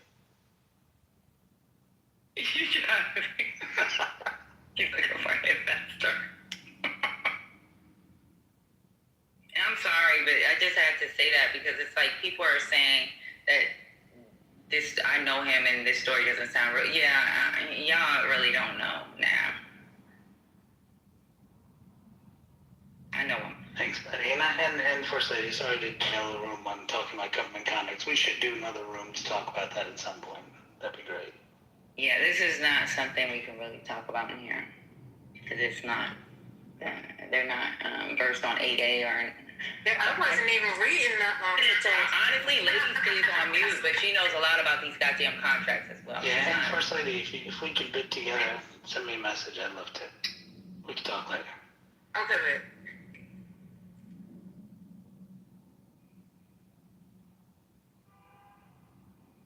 Y'all seen that that reel? This girl was on a date at the movies, and the guy got her like some popcorn and a hot dog or something. And she said, "Oh, he got money." Child, I ain't even got a Hermes cookie. You know what? My mom bought me though. I'm gonna send it. You know what my mom bought me, y'all? Her and my dad went to Europe. They bought never mind. I shouldn't bring it. They bought your Hermes scarf? No. The Louis Vuitton chocolate bag. Oh, okay. It's cute. It's not expensive. You get it? Did you eat it? No. You keeping it? Yeah. Yeah. I'm gonna I don't know. Yeah. Cute.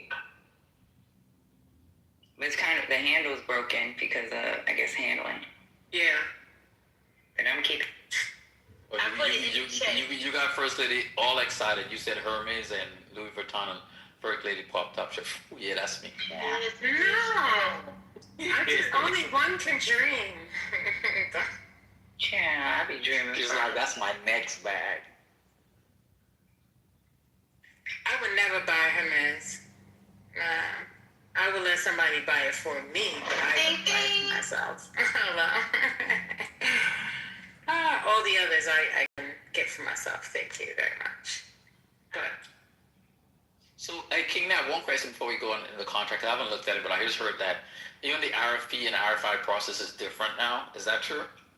For DOD, it's kind of the same, but Loda passed this bill. You should look at it. It's called Simplified Language in Contracts. Yeah, that's what I heard about, yeah. He keeps touting it. I mean, it's shit. I told him it, like, directly, like, dude, this is like shit. You're trying to donate and raise money out of it. Like, you didn't really do a good job. But basically, they're trying to simplify it, saying, like, okay, let's put in all the clauses and stuff, and nobody's adhering to it. They're just adding, like, amendments and saying, like, hey, read amendment this one. So the main documents are smaller, but there's, like, 40 more amendments. So he didn't really do shit on it, but whatever. So, King, now for the sake of the room, because there are many of us who don't know these things, what's DOD? Department of Defense, or now called Department of War. Thank you. But the legal name is still Department of Defense.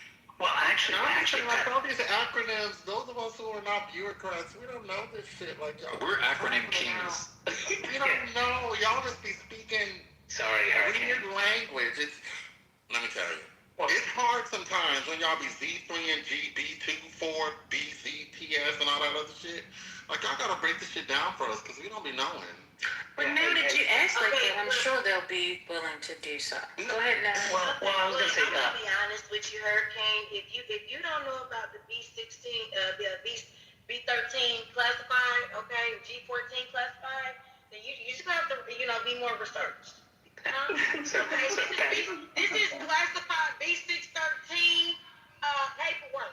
That was like a shot. This is 3.14159 people. DOW is actually the real name. Like I had this big lesson when I went to to Mayport, Florida, and I sat down with the commander of the base, and we were talking, and then I said, are you gonna model the contracts to put in the alias DOW? And he just kept looking at me like, the Constitution talks about Department of War.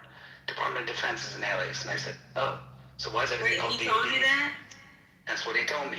Oh, and I said, really? That's not true. That's not true. I know, that's what he said. So I was like, oh, okay. He's like, that's why we called that. And I was like, okay. He's like, the alias is DOD because defense is not listed in the Constitution, the word Department of Defense. And I'm like, okay, yeah, well, whatever, okay. I'll just call it whatever you want, sir, as long as you pay me. So I said, there's no Department of War in the Constitution. Who said that? That's what a commander told me. So this is what's going on, Van, within our community, within the Department of Defense. You have some that's going to go by what they swore to, the oath that they took. And you have some that are on this, the name is Department of War, and they will come up with these ridiculous, but with King Nod, if it's about money and he says, hey, I want the header to say Department of War, it's going to say Department of War. I can tell you this, I don't know too many 4-stars that's going to go with, if it's legal paperwork, they want to see the DOD on the top until Congress changes it. I haven't. I got 1 or 2 changed. I got 1 or 2 of my contracts in Mayport got changed to say. No, the contracts will. And the reason why the contracts will is because how the president has his foot on next. But when we're doing like legal paperwork where we have to like send it to our damn TDS or even with TDS is not Trump. It's branch in our JAG Corps. But if we have to send it to TDS or even to JAG, we have to like, when we put the package together, our package with our memorandum will say Department of Defense. But yeah, it's gonna reflect whatever that command wants to be said based off of the administration. And a lot of those contracts, I'm gonna be honest with you, I haven't seen too many contracts where the people haven't used the word war.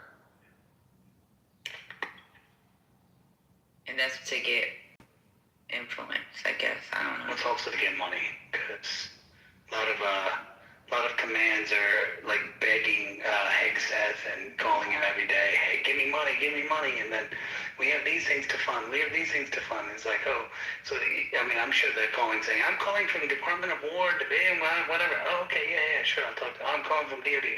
Forget about it, I'm not taking their call. It's like, all right. But Hegseth does know that when we file it, it has to say DOD.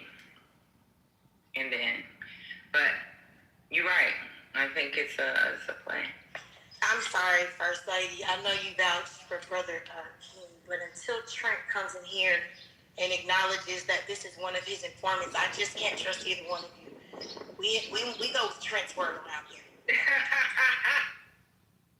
Well, he'll vouch for him. It's like, I don't know. All right, so, any updates on this guy?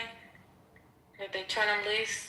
I mean, the charges didn't sound like they were that big, did they? Like, what the charges that they charging him with? Could he be there for a long period of time? Oh, yeah, that's treason. He's gonna get some charges of that. He ain't coming out. Not if he's a... I would have forced him to kill me. If I'm that brave to do some shit like that, I would have popped the pill in my mouth and pulled a fucking, I would have popped something in my mouth to die on. I'm not gonna do that. You gotta be crazy. He already sent out a manifesto, if that's his manifesto. But they would have had to shoot me dead, or I would have popped the pill in my mouth. As soon as y'all would have been undressing me, I would have popped a arsenic pill or some shit.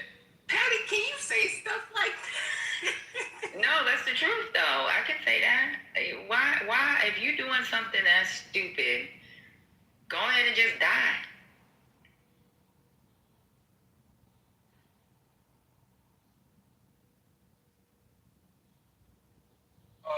What facility? I'm sorry, guys. I've been moving around, so I haven't had a chance to read, but I do have some questions. And peace to the space. Happy Sunday. So how many weapons did he have? I just heard he had two weapons. Is that right? That's all that was in the report so far as on how many he purchased. And in terms of layout, so he went past. Are there layers that, like, how did he get this close? Yeah. He was in the lobby. It was in the lobby. But before the lobby, like, there's no outer, like. No. Okay. All right. Just went hours of going back and forth. Okay, cool. So then I'll just do my homework on that. Okay, thank you. Peace to the space again. Peace and blessings, brother. Good to see you. Glad you're in the number. Amen. One more time. Oh, Lord.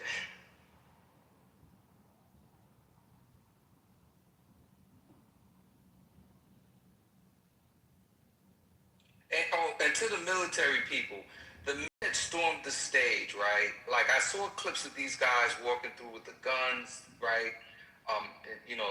Where people were sitting. And I'm from New York. They looked extremely amateur. Like, there was just something comical about the way these guys moved about. I don't know how to put my finger on it yet, but the ones that went on the stage to get the president, they had on equipment, right? So can anyone break down what that equipment was? It looked like a parachute. I know it wasn't. But, like, where did those guys come from, and what part of the military were they, and what they were wearing with all of that type of gear?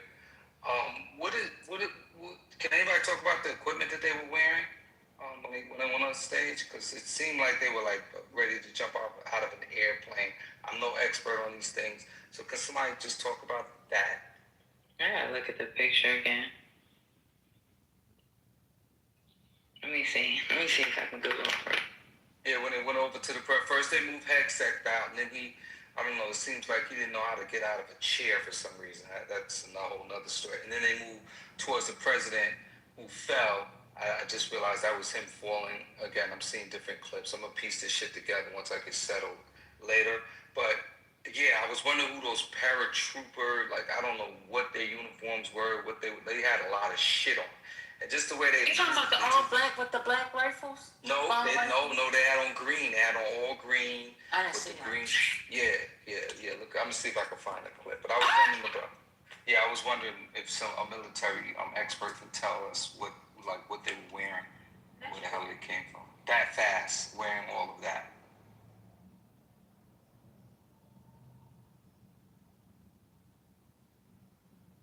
Somebody said they were stormtroopers. Okay, so stormtroopers were on the perimeter and they came in. I thought Secret Service handled that kind of thing. I got to see the whole protocol. Pardon me, y'all. You know I like to look into things, but I haven't had a chance. And I was just hopeful I could get some quick answers as I sit here. Those are Secret Service. It's still Secret Service. That's not military. I'm just trying to look at what they had on. They're not military. Mine said Ninja Turtles. Exactly. They look like Ninja Turtles. Very good, accurate description. Where? It's the clip where they go towards the president. They're wearing all green. They just got a lot of shit on, like canteens and backpacks, a lot of shit they had on.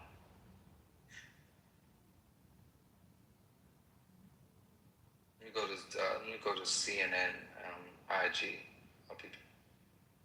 And they was moving way too slow. They got Vance up out of there, and then everybody was tripping over Trump.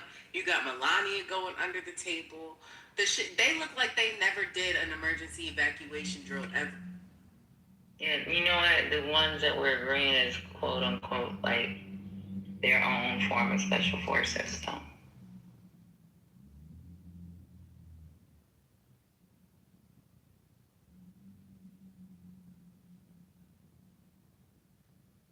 Yeah, I believe it's staged, but I hope it was real. Only because we're already such a laughing stock. Like, that shit is fucking embarrassing. Having the president trip like 3 times trying to get out. That shit, it just looks so sloppy.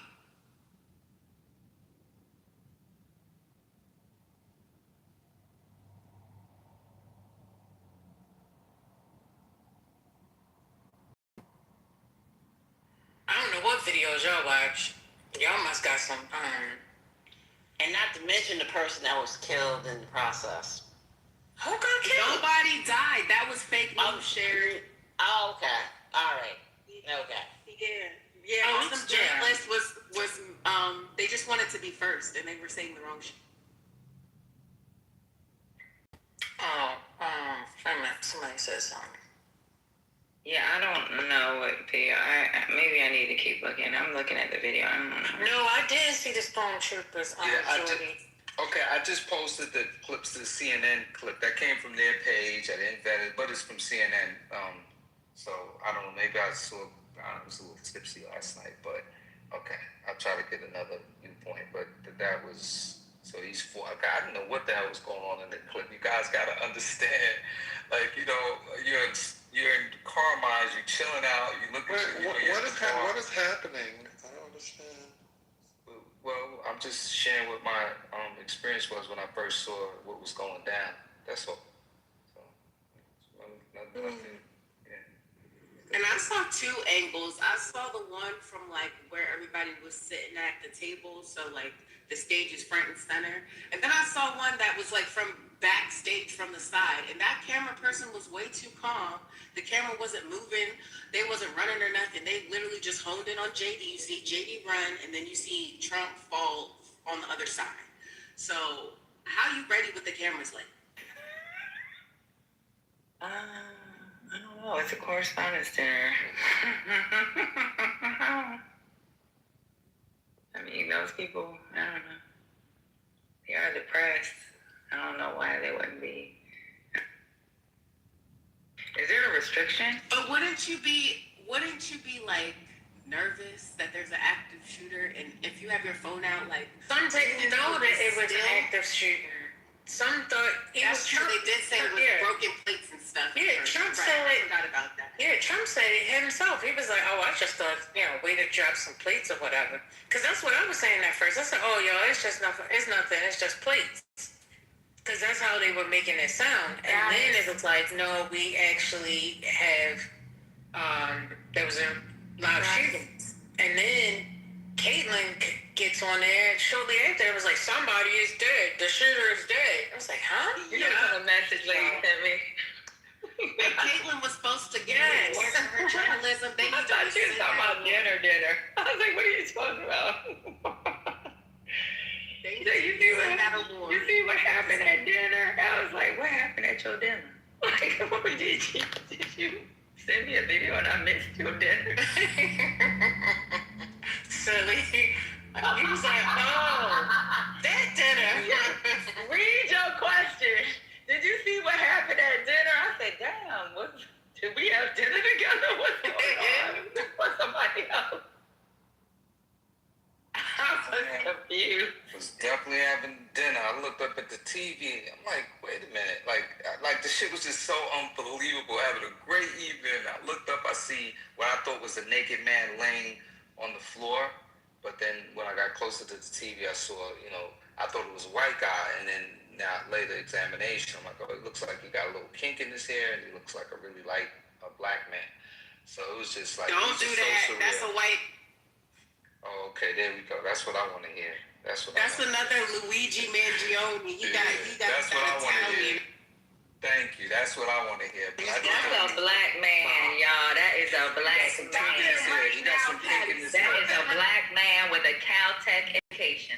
He got some kink in his head too. I saw, I blew it up afterwards, but where I was, it just looked like he looked extremely light.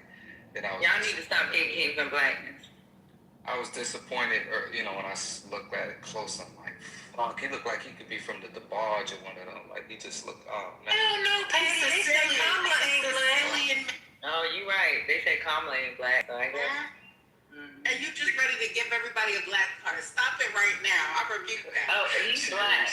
Kamala's black. He's black. They black. That's a Sicilian Italian. While we're at it, some of y'all blacks need to be kicked out. How about that? Starting with you. Let's go. I'm Nigerian. I'm original. We talking about race. Yeah, I'm Nigerian. I'm original. You can't kick me out before I kick you out. No.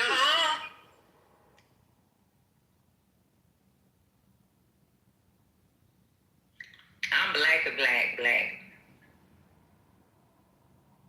I have African blood and I have Black American blood. I mean, there's some Asian in there. I'm blackity black. Well, my blood is red, so thank you, Rambo. I agree. Yeah, I'm with you. My blood's red too.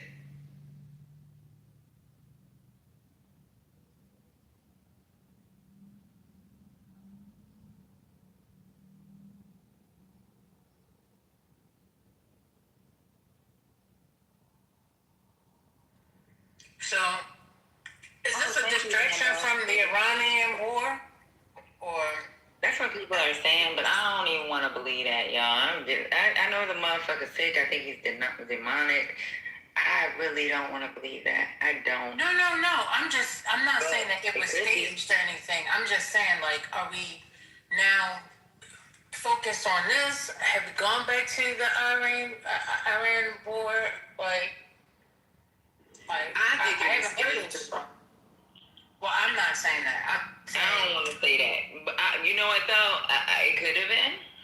It could be possible. People not get me to fix my mess to say that. Yeah. There was a lot of people saying that they weren't going to the White House Correspondents' Dinner, Don Lemon and because of the Don Lemon and Georgia Ford situation too, because they actively have cases against them for just being journalists. So there was a lot of pushback. A lot of people saying oh, we shouldn't even go. We shouldn't even support this. How are we going to go to the Correspondents' Dinner when we have a president who's actively going against the press every day? So there was a lot of people saying that they wasn't tuning in. They weren't going to watch it. Nobody gave a fuck. And then a stage shooting happens in and then everybody tunes in. I wasn't watching it. I was here on Clubhouse listening to y'all, and then First Lady was like, "What happened at the?" Nah, I be watching that. When Lady hit me up, I'll be watching that. I ain't gonna front. I watch the White House Correspondent Dinner, and I think it's funny. If I was home, I definitely would have been watching it. Absolutely. Because he made, I remember him saying, you gotta watch, it's gonna be really big. And I remember a big deal being made off the fact that he was going to actually participate this year, despite his bad experiences in the past when he was roasted a certain way. So that's why I wanted to look at it. And the illusionist or mentalist, whatever they call it. I'm going into the matrix. Joey wrote it in the chat, Kiana. That's how I found out about it. Go ahead. Did he perform? Did the mentalist or illusionist, did he perform? No. Oh, did they get that far? They were only at the appetizers. They was only there for 30 minutes. Yeah. And then they said we'll be right back. Yeah, this is like I wonder how they convinced that actor on the roof and for that other assassination attempt. Yeah, I was in Canada when that happened. I'll never forget that. But I wonder how they can. Man, I'm so curious. I wish I was a freaking investigative reporter, man. Did I say the mentalist? What did they call it? Entertainment? Was he a mental? Like, what did they call him? A mind? I don't know. But personally, I think you might be right because he inspired the show. Right, but the guy goes and guess what people are thinking, right? I don't know what that's called. I thought it was a mentalist or something. I know they described him as a magician, but when I saw, backstory. What is his name? I think it's mentalist. It's Oz something. It's mentalist. Yeah, you guess shit that we thinking and writes it down. And I don't know who it was, but I think it was Snoop or somebody.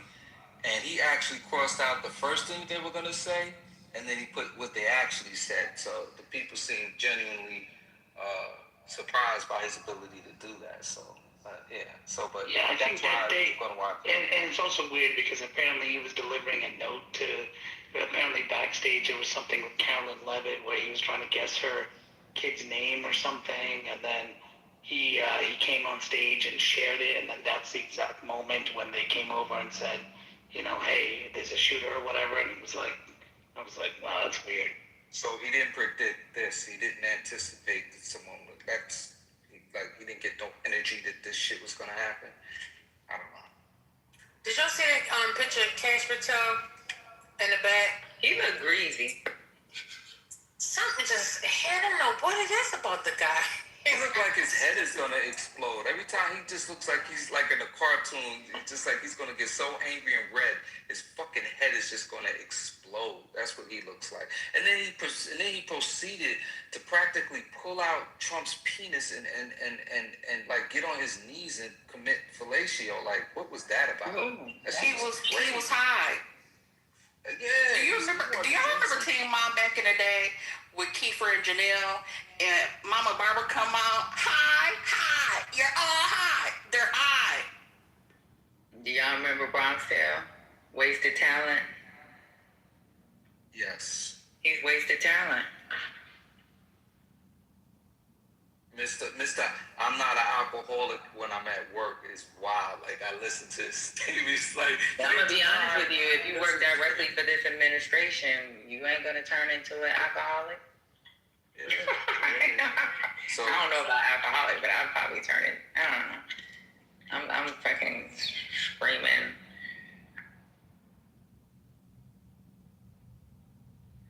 Yes, I don't know. I can't stand Cash Patel at this point, but did you hear the president, when he talked about how the president protects the country? He's the great, like, bro, I've never heard so much. It's like they put together, this shit is weird. It's gangster shit. That's a man trying to keep his job. Yeah. He chops bodies up and fucking leaves a hand. Like, they can't even find the whole body of the fucking journalist. Like, they don't even do this shit for MBS. I think Trump behind closed doors be sucking the fuck out of them. I think think behind closed doors, he just wants the fuck out of them. But we see this kind of blind loyalty, and I've said this before, I think this administration is run like an organized crime syndicate where loyalty is valued, and he's used terms like don't rat, things of that nature. And I think when you deal with these guys, these particular group of men, like, what it's like to be around somebody that will just like pull the fuck out of them. He just does that to them and they fold. It's the weirdest thing. I can't, like, how does a man cower to another man like that? He pussy. That shit is just wild, D. I said that too. I said his jaw gotta be hurting after all of that dick slurping he was doing last night. I cannot with Cash Patel. He really needs to go somewhere. He really needs to just fall over, go on another bender, and just fall over somewhere, please. I get nauseous when I So some people, you know,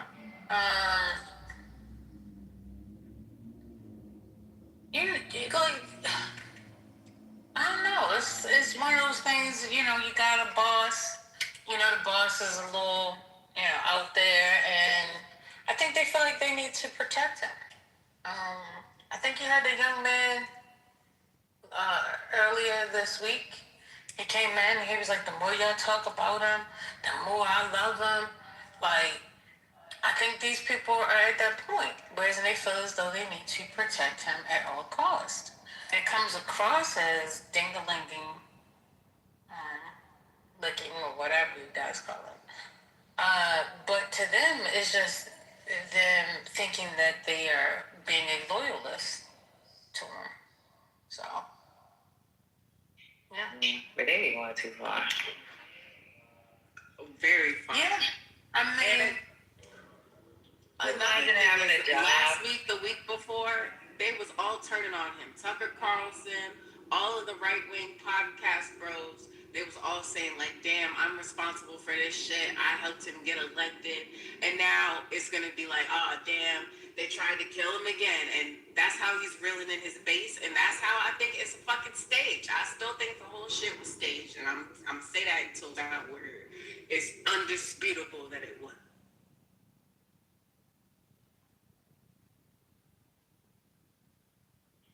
I think Butter want to play a video.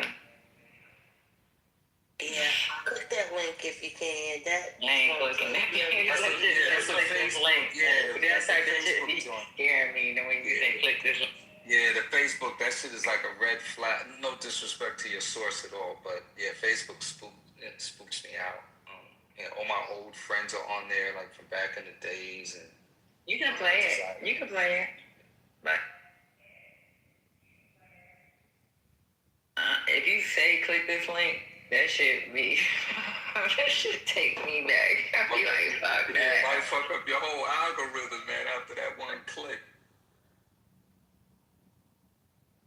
Go ahead, Butterbean.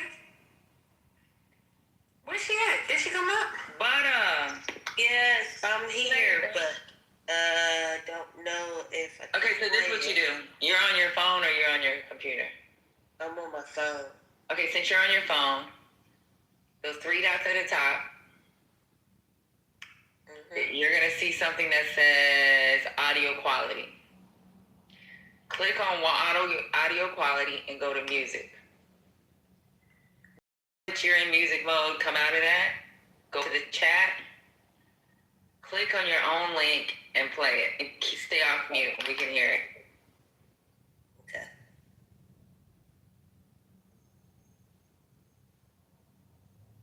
And one more thing,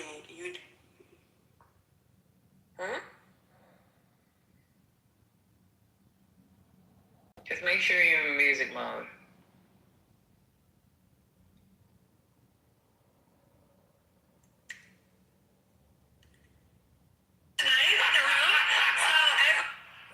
It'll be funny. It'll be entertaining. There will be some shots fired tonight in the room. So everyone should tune in. It's going to be really great. I'm looking forward to hearing it. It'll be. That was Carolyn Levitt being interviewed before the dinner started. Wow. looked at the Thomas and It's giving state. No, I ain't gonna do that. Well, let me just say this. Trump said his speech that he had prepared was going to be really rough. So perhaps Carolyn knew what was in that speech and was saying, he was going to be letting some people, get it. You know what I mean? I agree with that because everybody knows that dinner is a roast. So it would be shots fired. It's an opportunity for them to go back and forth. So I don't know if that's the smoking gun. No pun intended. My position. Why are we using that type of language? Why are we using that type of language given the past 2 assassination attempts? And then we know Erica Kirk, a widow of somebody who was just shots fired in the neck, is going to be there. Why are we using that type of language as American government anyway? Like, it's just, it shouldn't have been said, period. And now it's giving fodder to the people like me who assume that this was a stage. So I'm not gonna dismiss y'all concerns or y'all theories and whatever, right? The only thing, I ain't lady, but I'll tell you this: I can think somebody's demonic, but to be this demonic, that's a whole nother problem. And if you're staging this type of shit and putting other people's lives in danger, there's no place for you even in hell. So I just want to believe that this was an attempt. I want to believe that. Well, Patty, if y'all thought that clip was good enough, maybe you might have heard this one from Fox News. When someone started saying something along those lines and Fox News just cut it off immediately. If you haven't heard it, I can play it. Please play it. Okay. Listen to this. I want to just quickly tell you, I was sitting next to Caroline Levitt, the press secretary's husband. He was one of our guests. He was seated right next to me, and right as the dinner was starting, the national anthem happened, and then he kind of leaned over and said, Rockford TV did a great job. You need to be very safe. And he was very serious when he said that to me. And he kind of looked around the room and he said, there are some... They cut him off there. Just wait. Sounds like we lost Aisha's phone there. And this happens, by the way, especially when you have two people attempting to utilize the same cell service at the same time. I did want to add this. While we had a moment, I was just reading. And that person gets cut off when you're using the cell service at the same. What? I don't understand that. Now we need an explanation for why calls drop. That's it's giving.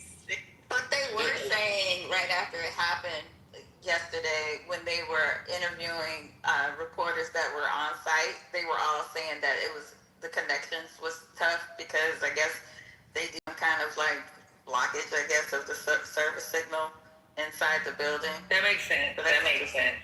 You know whose signal was fine? Wolf Blitzer. He was on the phone with CNN the whole time. Yes, but it makes sense that they do. He might have had a satellite phone. But to be honest with you, it makes sense because if something occurred, a lot of times within the government, they do try to cut off signal so that they can get a proper assessment before people go in to Sandy.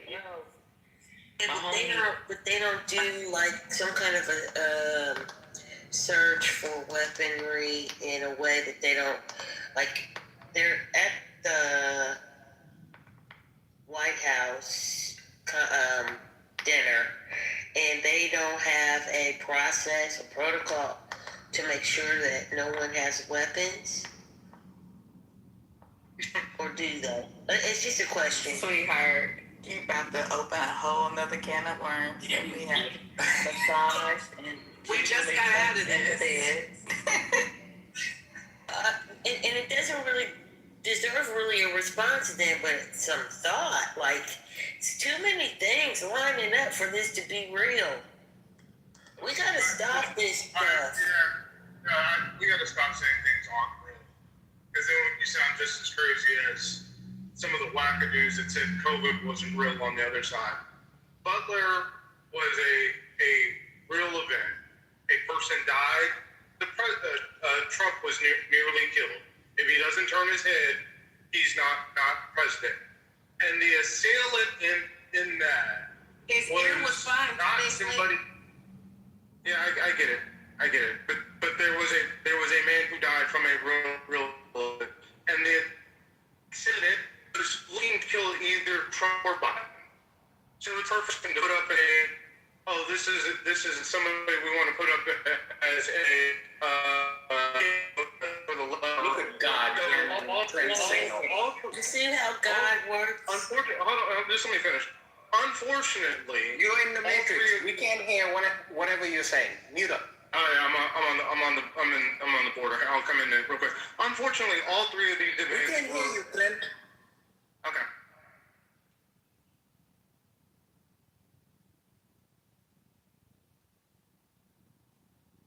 Can you hear me now? Go ahead. No. Yeah. Unfortunately, all three of these events are likely real. You've got a president that is insanely unpopular, who people do believe, and who has done things that are far outside the norm, and they believe he is breaking the Constitution. The hatred of this president in polling is off the charts. It's not just disapproval; it's vehement despising of the. It's not without the stretch of the imagination. All presidents are vulnerable, but it is not without the stretch of the imagination that this is taking place when we have the level of vitriol that we have in a lot of spaces. Well, Trent, I didn't like Bush, right? I wrote extensively about both Bushes, actually. This term that you use, hate, what if we just switch that out and just say a lot of people are dissatisfied with his performance, his character? Maybe human beings are just maybe they are just dissatisfied with him and who he's shown us to be. His decision making, his self-grandizing, his malignant narcissistic tendency. Right? So, you guys always try to use this word hate to simplify that human beings are reacting to another human being. Hold on, wait, let me finish. Just because they hate. Don't you think that, and this is on both sides of the aisle, right? Citizens-wise, not politician-wise. People are just dissatisfied and disappointed with him and see him as a bad guy for this role, bad person. Did that ever occur to you, Trent? When you say you guys, because it sounds stupid, because I'm not on either side. But you just said people hate, so yeah. Yeah, well, the president is it. Damn. Yeah. That's self-service. I've never seen before. And so that is why we didn't hear your comment. Your mobile ain't mobiling. Yeah, you'll probably lose me again when I go over this. I'm gonna have to wait till I get closer to Corpus Christi. But the president, to your point, is a malignant narcissist, and his disapproval is off the charts, and it's earned. And there was an attempt on Bush's life, as well as the second Bush. There was an assassination attempt on his life. So it's not like it's just the world we live in, and I think it's, especially to the family in Butler, I think it's terrible to say that was fake when they lost their father and their husband. Well, we didn't say it was fake. It was MAGA people that are starting to question how real it was. It was a former MAGA congresswoman who started amplifying the fact that Butler could have been a fake. Marjorie Taylor Greene. And when I say that it's fake, I mean that there's collusion between the Trump administration and the shooter. So yeah, the bullets were real and somebody really died. But was that a threat that came out of nowhere? Probably. I think that the Trump administration colluded with them, hired some. to stage this event, and the person that died for real was just in the wrong place at the wrong time. It's sad to say, but yeah, that man that protected his daughters and wife or whatever and was killed, you know, it comes with the territory of going to one of the MAGA rallies. And you know who else would say that? Charlie motherfucking. Yeah, the other thing is, the one person that was at that event, who was supposed to be the lead agent protecting the president, what he got out of it wasn't a promotion to maybe a support or a head of a division. He ended up taking over the entire agency with no prior experience at the executive level. And he was there last night. They're saying the same Secret Service agent that was right next to Trump in the photo with his fist up was also there last night. One of the main ones. But I mean, he's the director. He should be there. Like, that's not much of a big deal. All I'm saying is the fact that, you know, he jumped from, it's like, let me give an example. I mean, you promote some random individual from the store clerk to take over all of Walmart. That's literally what just happened. Or maybe a lead supervisor, actually. Supervisor. And you take them from supervisor, rather than go put them in some kind of a management of maybe a division or something like you say, as a matter of fact, you're going to lead the entire corporation altogether. Now, I get it. It's Donald Trump. He does things differently compared to other leaders and all that, right? But if I were a normal human being, I'd question that. So, one thing that's just to get out of the conspiracy land for a second, one thing that's odd to me is that there are countless attempts, arrests, surveillance of people who want to do harm to high-ranking public officials, from the president down to cabinet members to Congress leaders, right? My question becomes, why are these getting so close in such ghetto ways?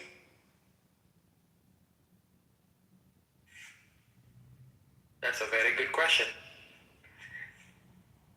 Ghetto ways. Well, let me just say one thing real quick. Answer the question before you say anything else. He asked the question on stage. Yeah, I don't think they're getaways. The Butler, to say Butler was staged, that bullet was centimeters from ending the president's life. So, that's not something that you stage. You don't say, hey man, I just want you to graze my ear. Like, that's not realistic. I think we're having. I think a lot of these are. Was I in the Matrix? No, maybe you might have been. But you asked the question, went on mute for a little bit. Trent just took over. So go ahead. Oh, I'm sorry. No, I was just saying, take the conspiracy theories, stage, all that stuff away. Just as everything's real, things real. I'm just trying to understand why the security is so bad. Obama, Trump, Bush, all of them, the security's terrible. The Obama, Trump, Bush, all of them, Trump first term, they get countless of these. The Senate Majority Leader gets countless of these. How some dudes show up at a hotel, it's just, again, rank incompetence. And when you surround yourself with incompetent people because you want to get political payback and own the libs, this seems to be the kinds of outcomes you're going to get. It's just very bizarre to me how the guy in Butler gets promoted to the head of the Secret Service. It's very strange. I just think, yep. To me, landed 2 feet from President Bush. I mean, like, it's You're not. only repeating yourself. You're not listening. What landed 2 feet from President Bush? A live grenade landed 2 feet from President Bush. It was a foreign trip. But I don't think that these. So it was a foreign trip. So that would be different. Yeah, it is a little different. But I don't think that these attacks have been ghetto. I think they've actually, in some cases, been well thought out. You didn't understand what he meant by it looking like ghetto? Like, god damn it, bro. Yeah, right. Well thought out, sir. So check this out, right? So I've done quite a few events in my life. Rambo, come on. Hold on. When we do, chill out. When we do events, one of the things we talk about is security, layout, this, that, and the third. Like, it's a simple conversation. We're not, like, we don't have any high value targets or anything like that. But you generally look at a plan, a floor plan, and you talk about the logistics. You have these basic fucking, like, conversations. How does it even get this fucking close? Like, there should be perimeters and layers there for him to get this close to be in this proximity. It's odd to me, and it's just extremely odd with all of the resources around and the history and how many people don't like this man. It just, something just doesn't make sense. It just, something doesn't make sense. All right, so your question, Ben. When Bush was on a foreign trip, he got attacked and all stuff came close to him. He didn't take the lead agent. No, hold on. I didn't have a question about Bush. I know. What I was trying to say is he didn't promote the guy that was his lead agent there to take over the agency. When someone came close to the White House during the Obama era, Obama didn't take whoever was the lead agent at the time and promoted them. So yes, it's very weird. I have never seen this happen anywhere. Well, I'm lying, actually. I have seen it happen in Africa, where a fake coup happened, then the president decided to make a buddy of his the head of the army or the head of the defense forces. That's about it. I didn't get that close, in my opinion. The one on the golf was both the Butler and the golf course were dead to rights. This guy didn't get that close. He wasn't after Trump.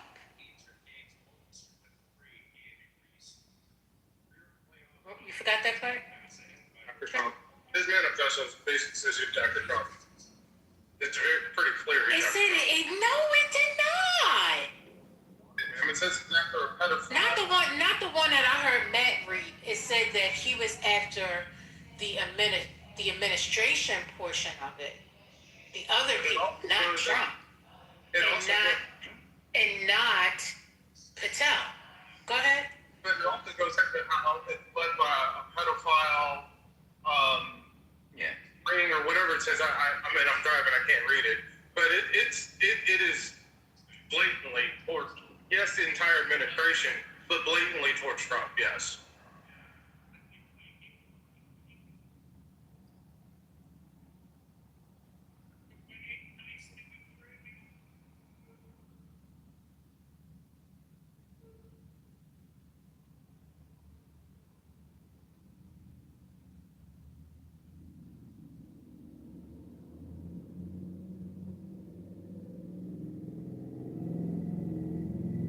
Well, I asked last night, where's Anthony Fauci? Huh? Don't speak. I was wondering why you asked that question. You asked and never said anything and then just disappeared.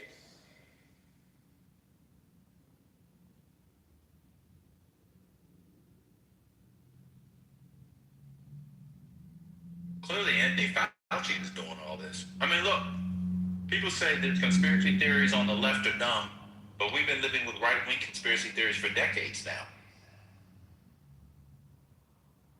This can't be. So this is the logic I love in people who are against the conspiracy theories. So this has to be real, but 9/11 definitely could have been faked.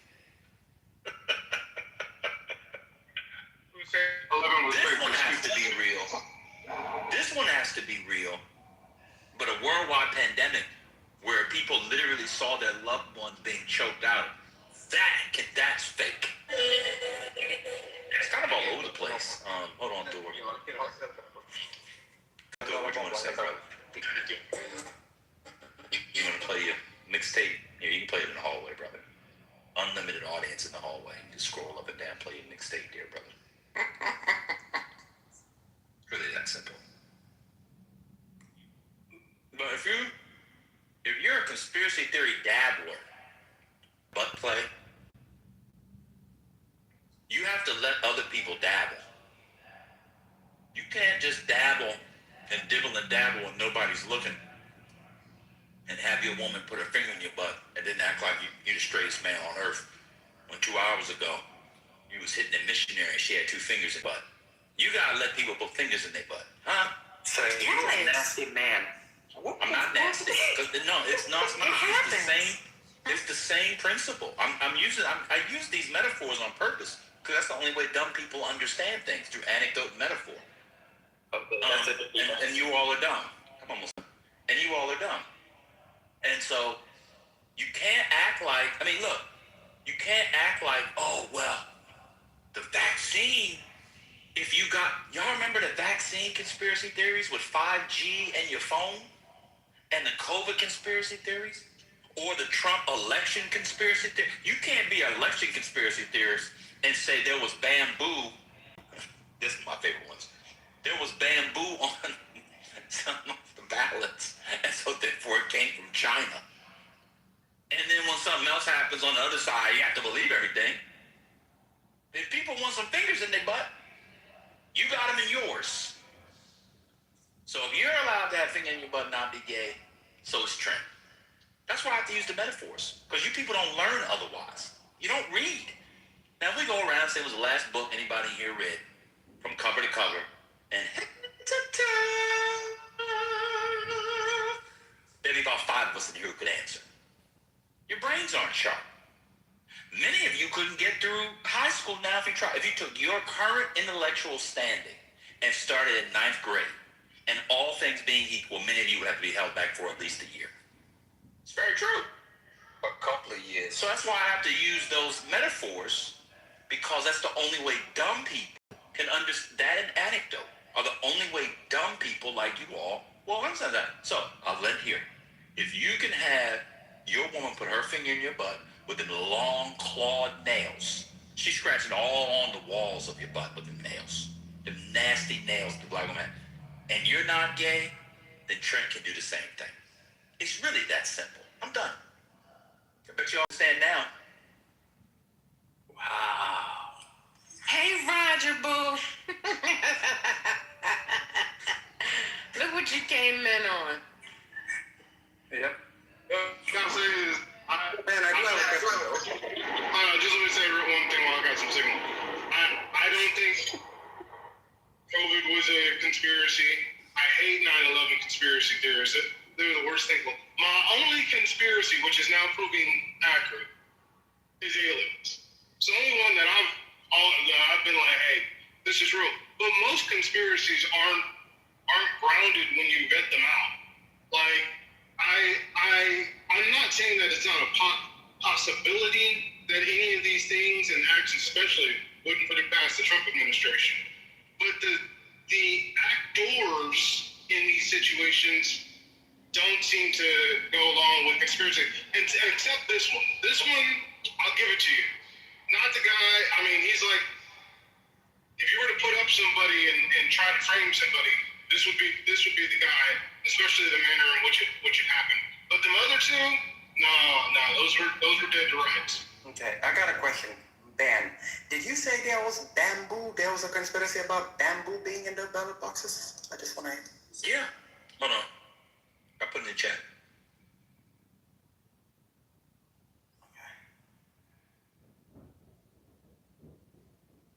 Clearly, I'm not up to date with conspiracies. I used to think I did. They cut the light off. They cut off the video cameras in Atlanta and Fulton County. There's a whole bunch of conspiracy people because they've never been around elections. And the band's point, because we have an uneducated populace who doesn't understand how things work.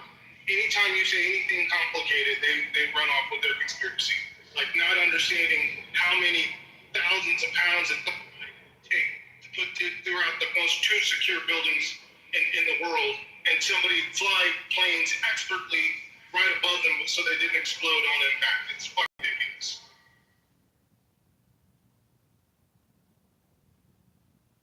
First Lady. She's not here.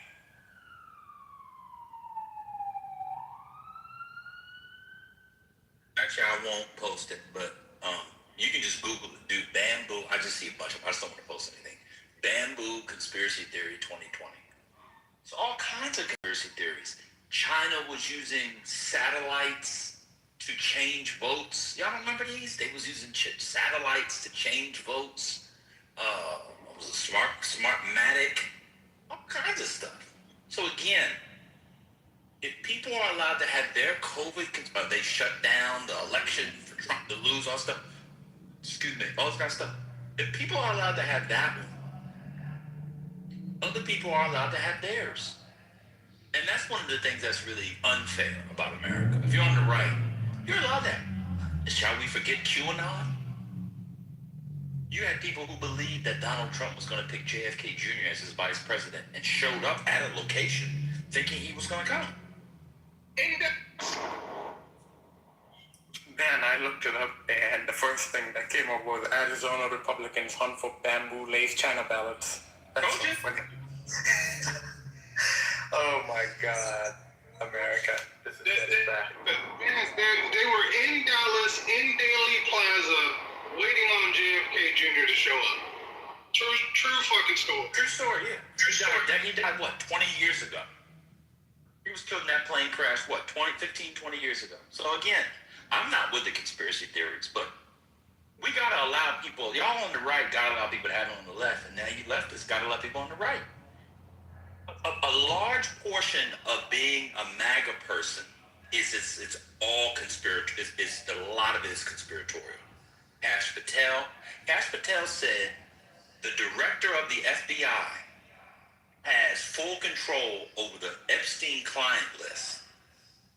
He's now the director of the FBI and hasn't released the client list. Alex Jones, y'all listen to Alex Jones, Marjorie Taylor Greene, Donald Trump, etc., etc. If people have Brandy said earlier, God bless Brandy, she said it's odd people think this is staged. How would this be odd? We're in America. Many of y'all believe a man walked on water. How's it odd? How could this be odd when you have Christians and Jews, Muslims? Muslims believe that the Prophet Muhammad, peace be upon him, split the moon in half. Don't forget Tupac and Biggie. Then y'all believe that Moses split the Red. Moses didn't even exist. And some of y'all believe that. So how couldn't they believe this? I love it. This can't be real. But Moses split a sea in half with a staff that he threw down that was really his brother's, and a bunch of men swallowed up his enchantment. Amen. And they all lived 500 to 1,000 years. Right. And the earth, and many of them believe it happened right. The earth is 6,000 years old. Some of y'all got gas in your car that wouldn't be there from 6,000 years ago. There you go. By the way, I have, so for yesterday's press conference, Ben, that I was telling you guys about, I have the portion, I forwarded it to that, where the Secret Service director speaks. Just listen to this man and tell me if he is director caliber and how weird this is.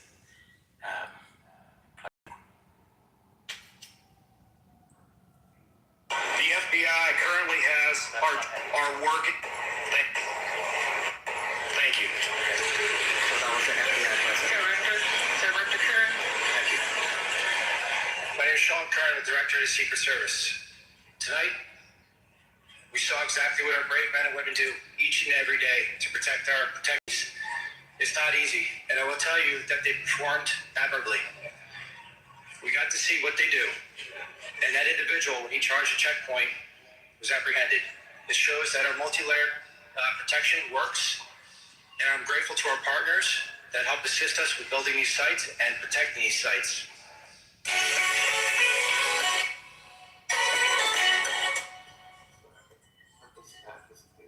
There's a type of life insurance most people over 30 have never heard of, and it pays you while you're... I'm very fortunate that this officer is alive, is being observed, and I'm grateful that the president reached out to this officer and spoke with him earlier. I ask everybody to pray for him and all of our officers and agents that were involved, and I will tell you, we will continue with the mission. Thank you. Thank you. That's literally all he said. Now, how does that engender confidence in anybody that these so quote-unquote principles, to use the language of business school, that these quote-unquote principles in his quote-unquote portfolio will be safe, let alone the country.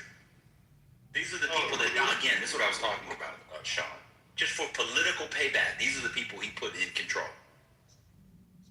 You read what you said? Hey, Dan, pardon me. I have a read as far as I did some research on the layout of the security that I think will add to this conversation. Can I do a brief read? Let me just, I don't care what you do. I'm not. Okay, so Trump, okay. real quick, bro, let me just say something. Trump will be on 60 Minutes tonight talking about the shooting.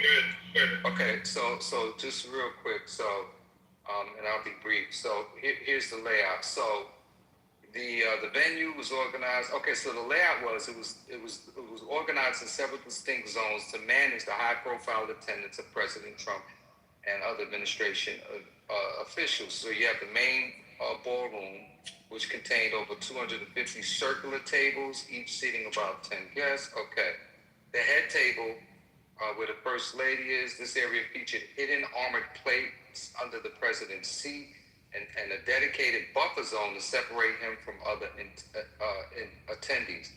The ballroom is located one floor below the lobby, guys. That means when you come in, you got to go downstairs, and is accessed by a staircase and escalators. This foyer served as the final security checkpoint where the where the metal detectors are stationed. And then you have an outer perimeter. Guests show their tickets to enter the grounds. Then you have an inner perimeter. Attendees pass through metal detectors before descending to the ballroom. And the hotel features a secured garage for the presidential motorcade.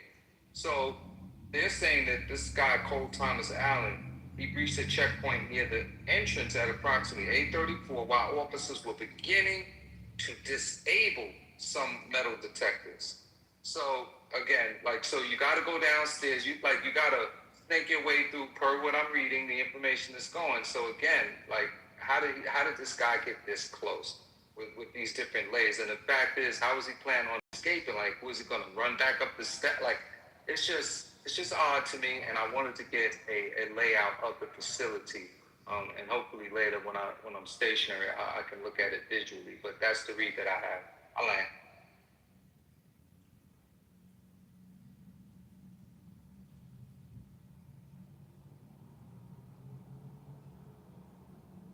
That's the read I had. It's crazy.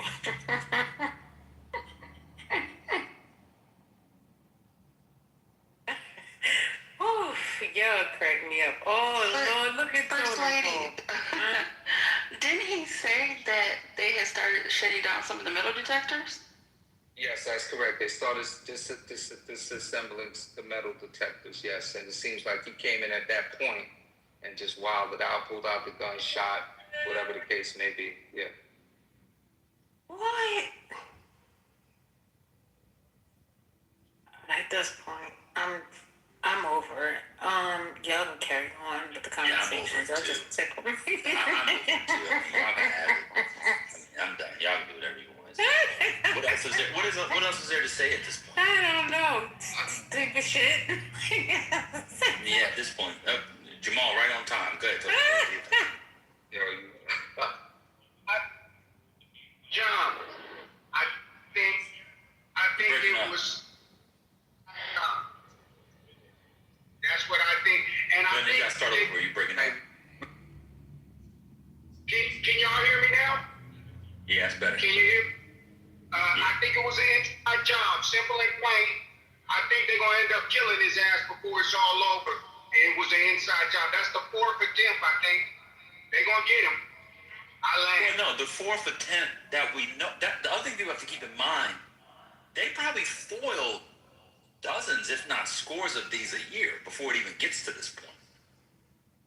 So this is just the one whereby, it reached the media, or we talk about, or we saw the person, but they arrest these people all the time. That score sounds like a lot. Maybe it's dozens a year, but it's a lot. There's a lot of threats on them, but yeah, that's what some people saying. Totem pole. Hope you well. Omar talking stuff in the chat again. Come on stage. Why are you scared? And then you calling people names. Exactly. Look at that name. I don't even know what he's talking about. About the guy not being shot? This is Bane and Hurricane's justification. I seen a lot of black law enforcement. Did you even say anything about black law enforcement? I have no idea what he's talking. Justification. Why you just be putting stuff on people? I'll tell you what it is. Rick You asked smoking her that dope. what a convo is. When Mel said we have nothing, we have no idea how to have a conversation. And I responded with what a convo is. That's what's happening here. I have no idea what's going on. Yo, my bad. I spell check got me. I meant to say jurisdiction. That's what I meant to say, but the spell check got me. Not justification. Yeah. No, I was saying that's your area. You on Hurricane, cause y'all Prince George County, Baltimore guys. Maryland guys. That's what's what you count. Do that again, you big black fucker. I'm not from there. I'm not a local. No, but Secret Service had the watch. Yeah, but you see, like it was local. Yeah, I seen a lot of black local. The videos I seen. Yeah. Well, Secret Service got the watch. That's a fact. I don't know. That picture of the way they was running out of there. Did y'all see the picture of Mike Johnson?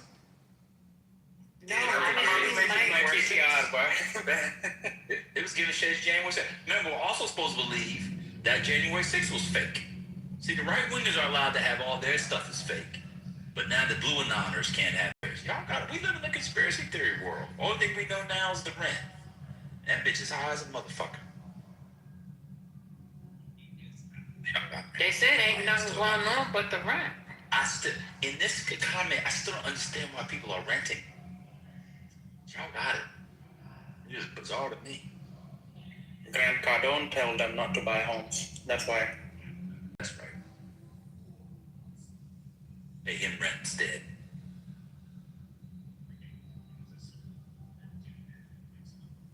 I seen them yank J.D. Vance up by the shoulders. He was like, "What's going on?" That was crazy.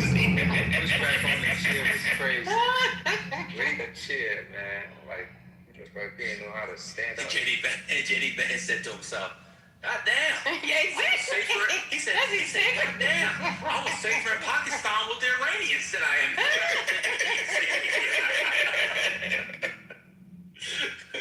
That's crazy, yo.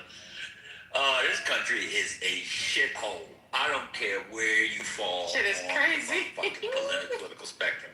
I'm saying this country is Donald Trump called Nigeria and all you Africans shithole. You got upset. I never got upset because this place is a shithole. I was in an airport. I was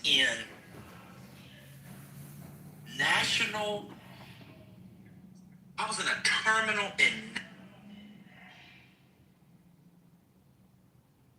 Hold on, Biddy. Halas. Partially because of the stigma associated with cancer. You know what's a prime example of that? But then we found out. Hold on. Brother. Listen. In other words, if I can interject and say one thing, the one good thing about cancer does not discriminate. Come on, Randy, be dandy. Hold on. Cancer does not discriminate. Be dandy. Hold on. Cancer doesn't care if you're stupid. Exactly, that's the point. So what I'm trying to simply say is that, as in the case of prostate cancer, some men will not want to get their shit checked because there's a stigma associated with getting their shit checked. Do you know, I just had my shit checked, and I'm going to tell you something. It's no longer part of an exam to finger up the butt. They do it a different way. I know blood test you can also do that. I know that. Yes. As Michael Jackson would have said, make sure you're black or white, you can get prostate cancer. But if you ask for them to put the finger up the butt, they'll do it for you anyway. Well, I didn't ask, but my point is that cancer doesn't discriminate. Don, did you ask for 2 fingers? Does the discriminate? I saw the Michael Jackson movie last night. Who saw it? Who saw it this weekend? Share that information. I want to talk about it if anyone wants to talk about it. I don't do the finger thing. You guys can go out to dinner. It was great. And no one, 2 fingers or a hand? Well, after the fingers, then we go out to see the Michael Jackson movie. Yeah, there you go.